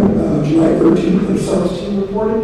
Had a great leadership camp for 2 days. Our ninth graders came in on the 15th, we had about 65 report that day. And today we have over 200 students report for high school band. It was fantastic. Great to see our kids off to a wonderful positive start. August 3rd is going to be the first day that all schools in Texas can begin learning the new show. And we will have 4 days to get ready for our global shows, which has become a tradition here in Alice. It's pretty much going to be a show for our community, for our parents, for the administrative school board to come out and see what the show is looking like and how it's progressing and getting ready for the upcoming season. For our pre-contest, we'll start in October. Going to GP out in Washtown. Our contest, we know that it's going to be on October 17th for a region. I just don't have a site because we're kind of in the middle, coming down to 4A, but I'm predicting we're going to be in Beeville, not Cal. Area marching for 4As will be on October 31st in Cal on that weekend. And as of this year, we have all of our high school band staff has been retained for the 26-27 school year, so they're back for another great year doing work with our kids. And we do have one student teacher this year for time. She's from Loma. She's a percussion teacher, so she has picked Alice to come. So she'll join us on August 3rd when she starts up. And I want to share something great with you. This is something to answer your question from a few board meetings ago. Back in May, you are notified me. They called me and asked, what is the possibility of Alice hosting area marching contest? And I said, just let me know if I asked the boss for permission. I don't know what I was saying in this. So, as of right now, I got her permission, and we will be hosting the URL Area Marching Band Contest Saturday, October 24th at Memorial Stadium. We're going to be hosting 7 regions between class 2A and 3A. 11 through 28, those will be the regions coming. From as far as Rio Grande Valley, San Antonio, Laredo, and Houston. It's going to have between 26 to 34 bands throughout the school throughout the Saturday. It will be an early morning all the way to the evening. And it averages about 5,000 spectators. That day, I've already spoken to Michael. to our transportation department because about 5 or 6 of those vans have rigs. So we gotta have a place to put them. I've already sketched out the schematics of this contest for you. I had that before you called me. I'm going to go in from phone call. But with those rigs, you can't bring them back. They're just so large. And I'm sure we're going to talk about probably housing them at the bus park, keeping them close to the stadium. We don't have to travel so far. Like I said, you want to do a good time to get about 5,000 spectators, plus all the kids on the visitor side, they're going to advance to state. This is an area around leading to state. It's a great win for our office, business, and community. I think it's wonderful, and we're looking forward to it. You are also going to be coming in a few weeks. I'm going to ask them to and we're waiting for permission. They want to see the site. They want to look at it. I told them wait a little bit. We're going to go over so we can have a better schematic plan. I'm going to from the marching pad where the buses will be. We're going to be using the indoor facility as a warm-up. And we'll be moving over to the stadium back over the years. So we'll keep planning and doing it. It's a great win for our community. So I want to share that with you all. I haven't heard about this. So I want to make sure to share with you all. Do you have any questions for me about what's area marching contest? You guys all lined up? We're looking forward to it. Some of those bands that perform very early, they also stay in our hotels close by because they start, running out very early. So It's very available. All the doors will be filled up. We have our restaurants. This is great working. It's fantastic. So looking forward to that. Thank you both for being very much for your support. of course, always promoting elements in MSIC. Yes. Now we have Mr. Jose Trevino to do a quick update on athletics. He's here representing Coach Castellano. Thank you, sir.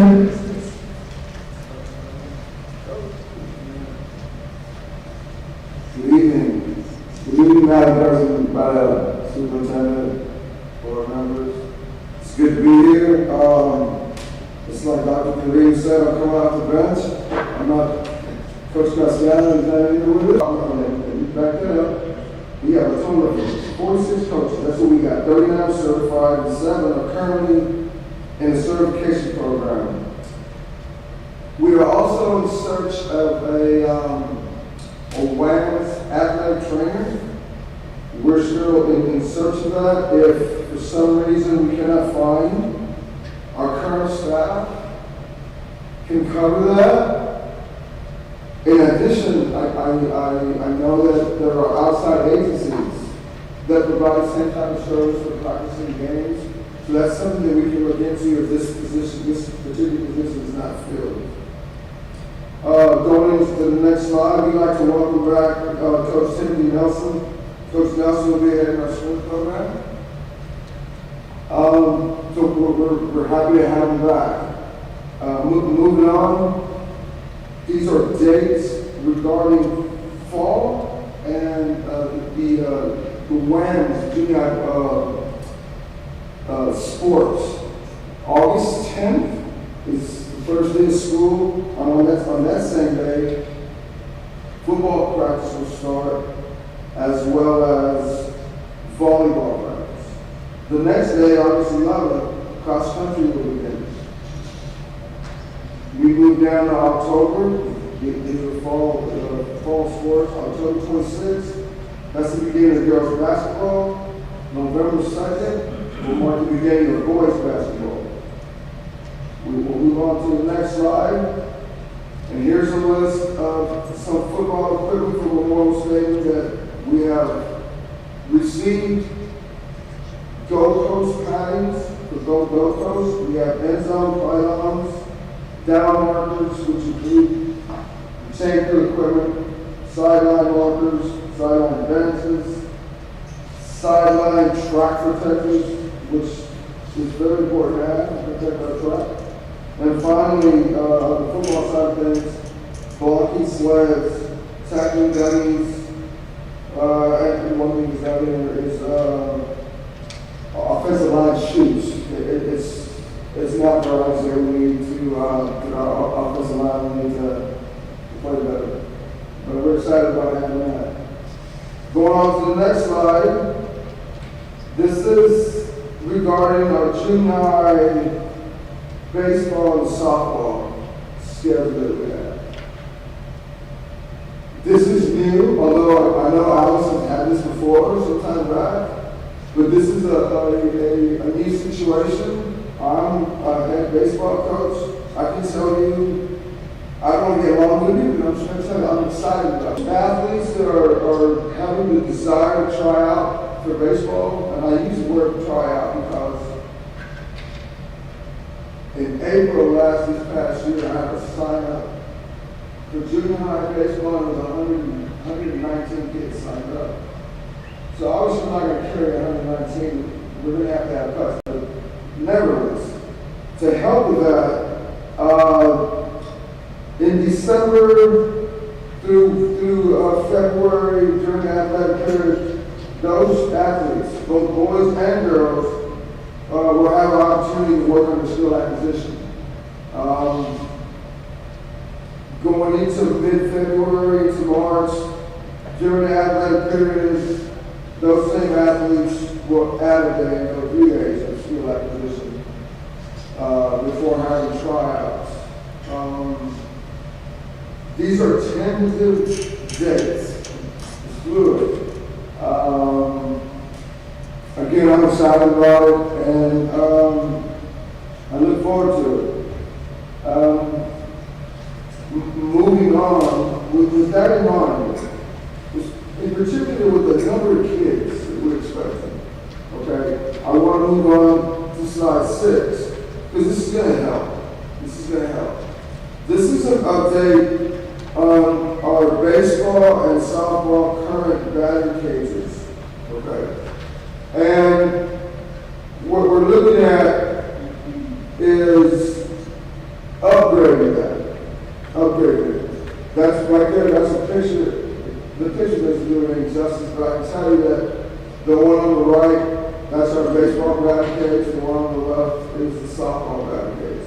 We're talking about the actual cage, the netting, the surface, all that. We're getting bids to redo that. I can speak for the baseball one, the one's on the right, that batting cage, the netting has been there for over 16 years. It's in really bad shape. But we're getting bids also for that, and then right to the right of it on the picture there, that's another slab of cement that was batting cages here as well, that they haven't been there for a while. The idea is to build there as well. On the left, that's a picture of the girls' batting cage. Okay, so in a roundabout way, I can speak on this because I have some knowledge on this, obviously. The girls' batting cage, currently, they have 2 batting cages. It's one roof, 2 batting cages, and having one big facility. Okay, so that's a plus, that's really good. Over on the boys' side, on our current batting cage, again, there's 2 long ones, okay? The upgrade, aside from the new netting and the brand new surface that we put in, those are also 2 long batting cages. Additionally, those can turn into 4, the way it's going to be designed, the netting wise. To the right of that cage, that new slab of cement, not necessarily new slab of cement. Let's see that in there for a minute. The slab of cement there, we're going to add 2 more batting cages there with the same scenario, with the ability to have 4 there. So on the boys' side, there's capability of having 8 cages, and I stress that because this past year, as far as baseball is concerned, what was the JV, what was the junior, what was the freshman, the JV, and the varsity squad, we have 56 kids. So we're trying to bring in another, from the 119, maybe 30, maybe 32 more. That's a lot of kids. That's a lot of kids. And this is going to be beneficial. It's going to be beneficial. We're in the process of getting bids. We have bids already. The goal, the expectation is to get this thing taken care of and get this project done and completed by October. Okay? If we could move on to Slide 13. This is football. This is Midnight Madness. Football starts August 1st. However, Midnight Madness is August 8th. So traditionally here, it's been the first day of practice about Midnight Madness. However, the reason why we're doing it on the 8th is because on the 8th, now legally, the kids can have full pads. It's their first day of practice. And that's an exciting thing for kids. It's very exciting. And I believe, and Coach Dashiell believes as well, that this, having Midnight Madness on this day, which is going to be early Saturday morning, is a better environment for the kids. It's a better environment for the parents and for the fans to watch. Because ordinarily, we're just in shorts and in shirts, just like the picture portrays. But in this scenario, we're full pads and we're hitting people. So that's going to be a beautiful thing. As far as volleyball is concerned, they start Midnight Madness August 1st at 12:01. Seattle, twice a year, here in July, he reviews that with us, he goes over this with us, and then when we come back from Christmas break, he does that again. Okay, so we're first on the duties and responsibilities and the expectations as far as the coaches, the do's and don'ts, what's required of us as coaches, what he expects, what he anticipates. He goes that over with us thoroughly twice a year. Now, the athletic and the parent handbook. These handbooks are currently on our athletic on our school district website. In addition to that, if you're a student athlete, or aspiring student athlete, you, the athlete, and the parent need to sign off that you have received these handbooks, and all this is on rank 1. So the parent signs off, and the child signs off, and that's part of getting into athletics. And as a coaching staff, not only for football, not only for baseball, but from head to toe, we mean what we say, we mean, and we abide by these handbooks. They're there, they're pretty thorough, pretty self-explanatory, and again, each student athlete and their parent has to sign that they've received it and that they understand it, which is a really good thing. Which is a really good thing, in my opinion. And Coach Dashiell's opinion as well. Going into slide 17, which we just talked about, the parent guideline, we're good there, the athletic handbook. On slide 19, this is a special thanks to the Athletic Booster Club, the football alumni, the cheer booster, for the purchase of this blow-up. We're grateful, the entire staff is grateful for this blow-up that you see right there. It's going to look good on your stadium. It's going to look actually pretty intimidating as I'm looking at it right now. But it's pretty nice. It's really good. We're blessed to have it. Thank you, football alumni, Athletic Booster Club, Cheer Booster. I know there's some members here that are on board. They're a part of this organization. They bleed orange and white, and we're blessed to have them. We're blessed to have them. I believe that we had a slide 20. Those 3 coaches right there, which is bus drivers, and this is just going to help us out tremendously. I am done, but before I'm done, I just want to tell you that on behalf of Coach Dashiell, we're very excited about this year. We have high expectations, not only for football, it's for the entire athletic program. He's been honest this summer about us as coaches becoming better coaches. Because if we can't become better coaches, then we can't expect our kids to. I can assure you that we're excited that we only have one standard, and that standard is to hold up the Alex experience. The Alex experience that I know as a former child, and that many of you guys know as I'm done, but if you have any questions, I'll answer them. I just have a comment. Go ahead. So I looked at the pictures of the batting cages, and I just want to thank you for utilizing our space, our existing space, and modernizing it so we can increase our competitiveness in the baseball program and excite students in the community about the upcoming WAMS baseball program and softball. I really appreciate that, the timelines that are in your slides. Thank you for doing that, because that's important. And also, congratulations to the 3 coaches who have their CDLs. I'm sure that's going to be motivating for everybody. It's going to boost morale and make things a lot easier for you. So I'm really glad that y'all implemented that. Yeah, that's good. Remember, I'm coming off the bench, so it's 2009 business, okay, but we're good. Appreciate you guys. That's good. What are the chances in the future of maybe building some batting cages at West? I've never entertained that idea. If you give me some money, we'll definitely do that. Well, only because he's talked about building fields, and I'm thinking of like our 6th Oh, the skill acquisition is huge, and that's great, because it's all there, obviously, logistics is an issue. I don't know, Ms. Pettis, is there room to build a batting cage? Listen, I'm sure it'll be fine. I haven't been there, but let me say this, because I love the question.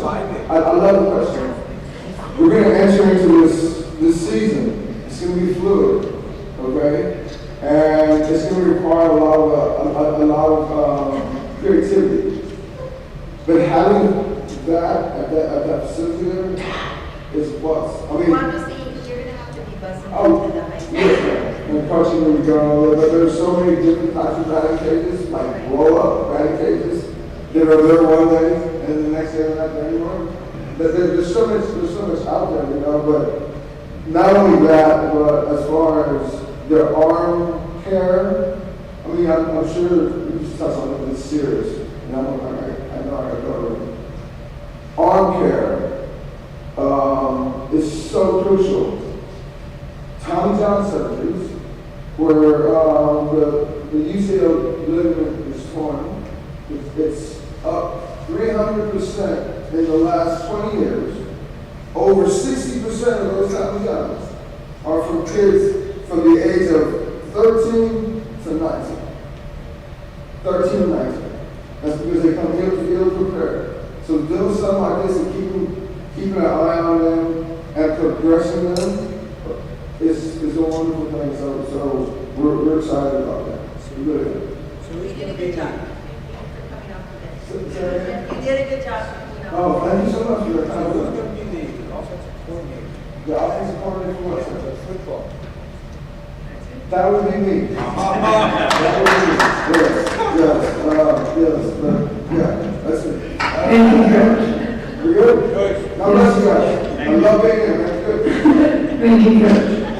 And that's it, Ms. President. So, Superintendent's report and recognition. Thank you.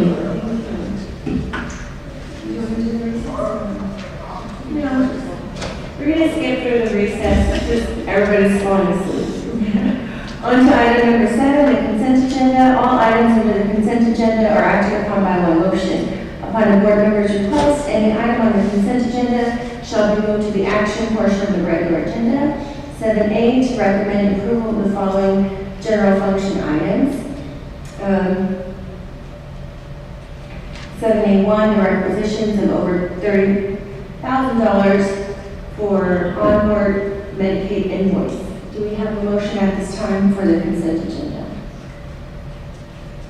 I'll make a motion to approve the consent. Thank you. We have a motion by Mr. Aguilar. Is there a second? And a second by Mr. Pena. Mr. Aguilar? Aye. Mr. Pena? Aye. Mrs. Guerra? Aye. Mr. Reeves? Aye. Mr. Ramon? Myself, aye. Motion passes. On to item 8, action items. 8A, consideration of possible action of the low attendance waiver at Allen High School due to weather on May 21st of 2026.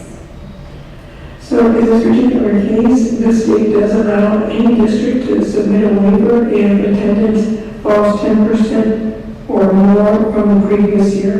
In 24-25, Alice High School had an attendance rate of 90.43 on that particular weather day. We were at 80.23. So if y'all approve this, this will definitely help attendance at Alice High School for that particular day and could have an impact on the year average.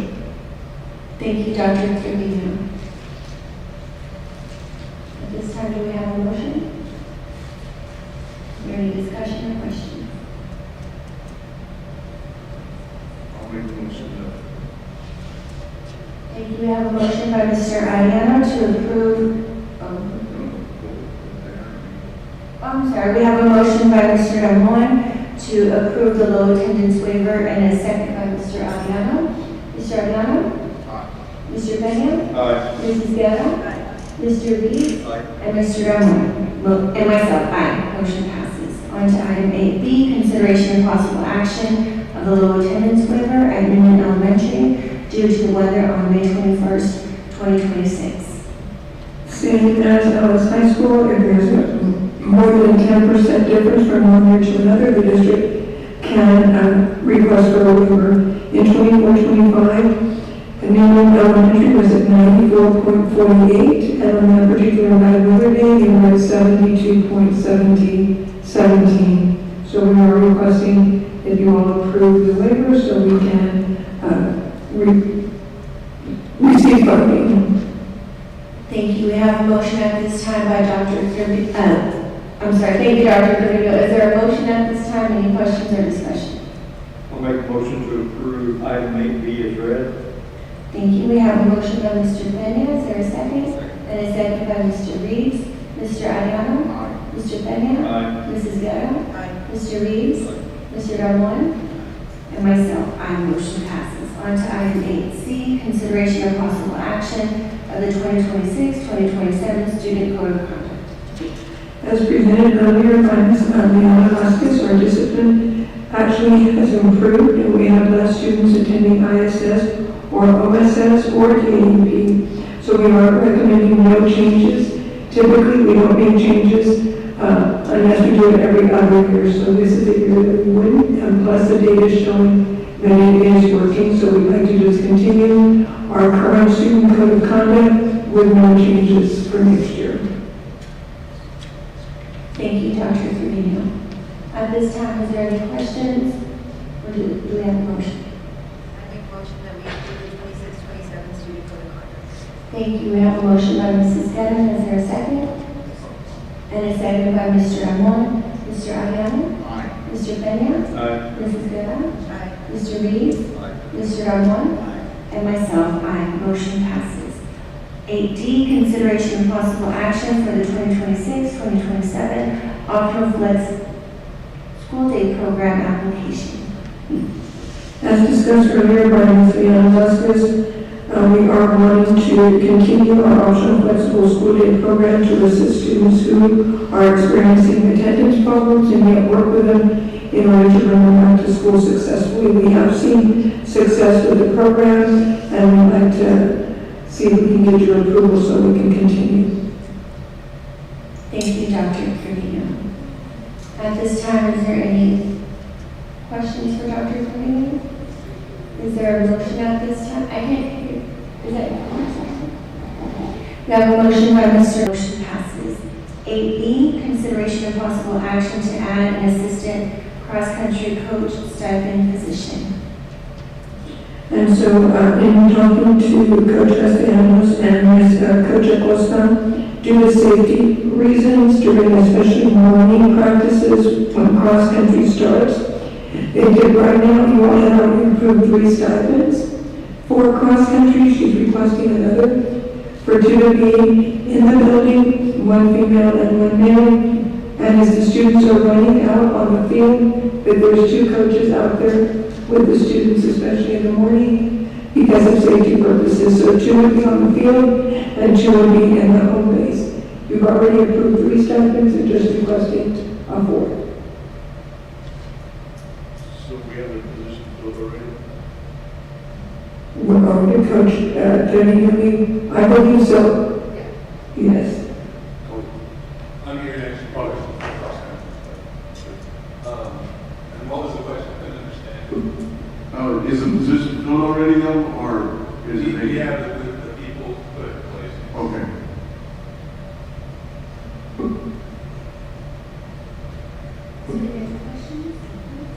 This time, do we have a motion?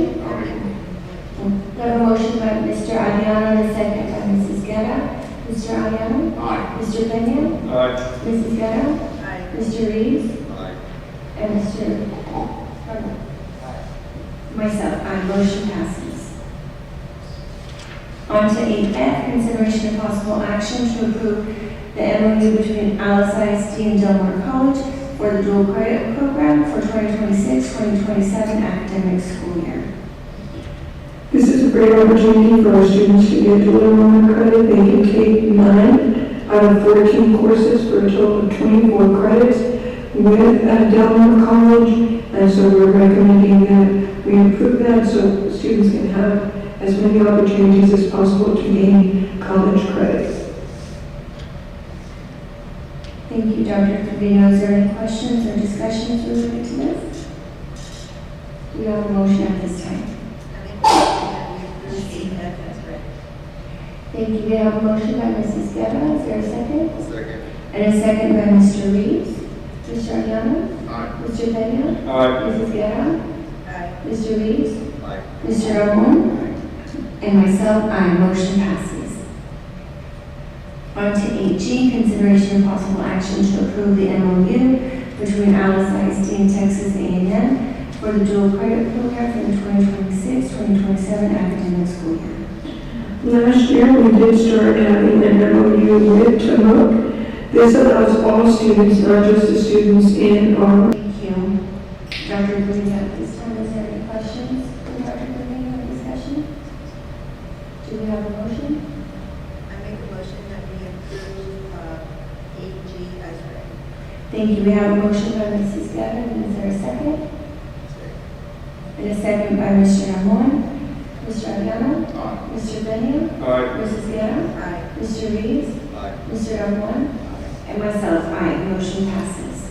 8H, discussion of possible action of the extra day duty pay rates and substitute pay rates for the 2026-2027 school year. And so we are proposing, and we do have that as a handout, where we are proposing extra duty pay, some changes, especially with pay per game, based on discussions with the athletic department. The stipends for the games have not been reviewed for the last 7 to 10 years, is my understanding. And so we are making some recommendations. This is per game, and so you see the changes that are being recommended. For example, the announcer on the Jumbotron going from $70 a game to $100. Some they're recommending no changes, but in other instances they are making some recommendations. It is hard to fill these positions. If you look at the new stadium, in the old stadium, people just, pretty much entered through 2 sides. Now we're going to have multiple entrances, and they're going to be receiving bracelets to sit in the prime seating versus reserved. And so you just need to make sure everyone feels comfortable with their seats that they pay for are, readily available. So those ushers, for example, there's 6 ushers.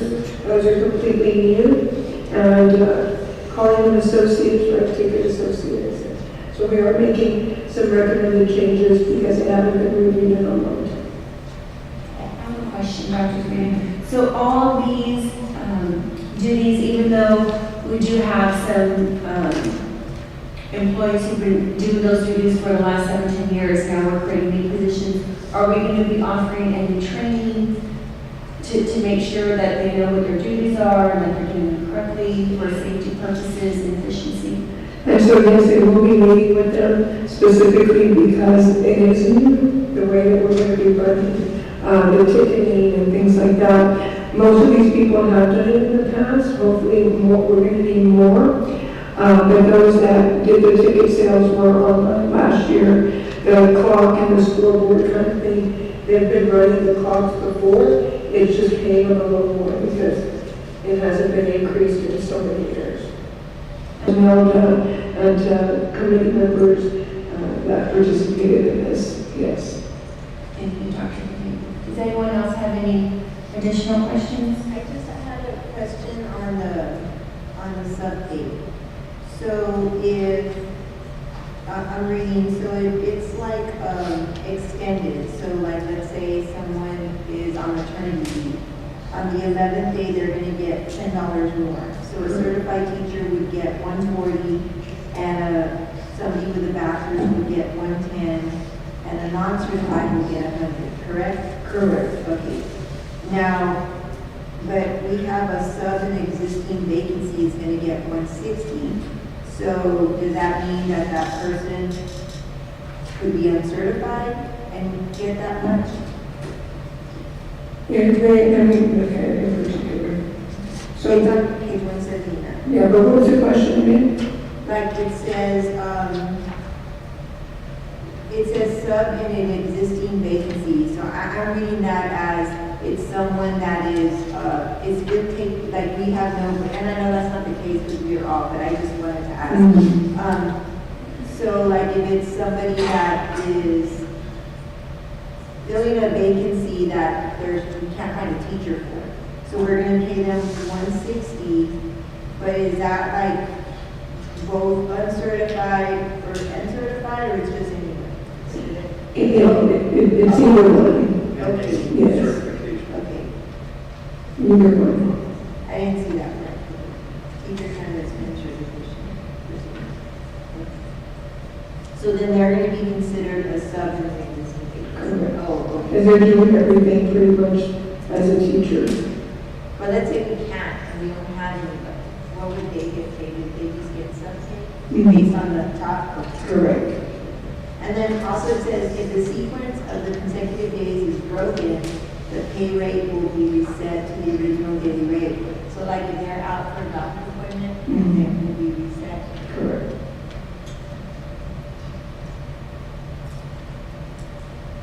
Thank you, Mrs. Guerra. Is there any other additional questions? No. At this time, do we have a motion?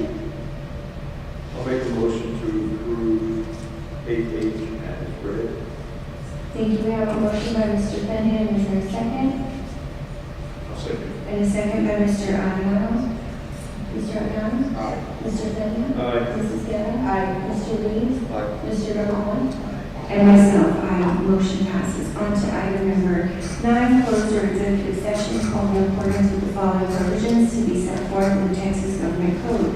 9A, Texas Government Code, Section 551.074, Legal Matters, Board Attorney Advice, and 551.074, Personnel. 9C, Texas Government Code, Section 551.076, Review and Discussion of the Texas School Safety Center Safety and Safety Audit Survey. The time is now 9:14, and we are now in executive session. Thank you.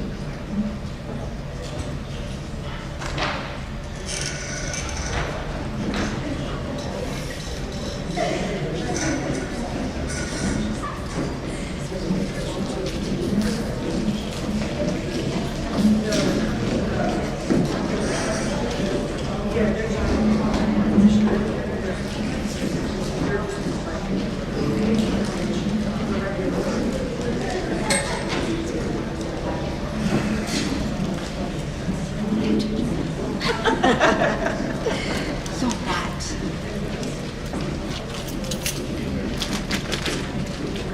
You won't feel better. Get some rest. I mean, I feel better, but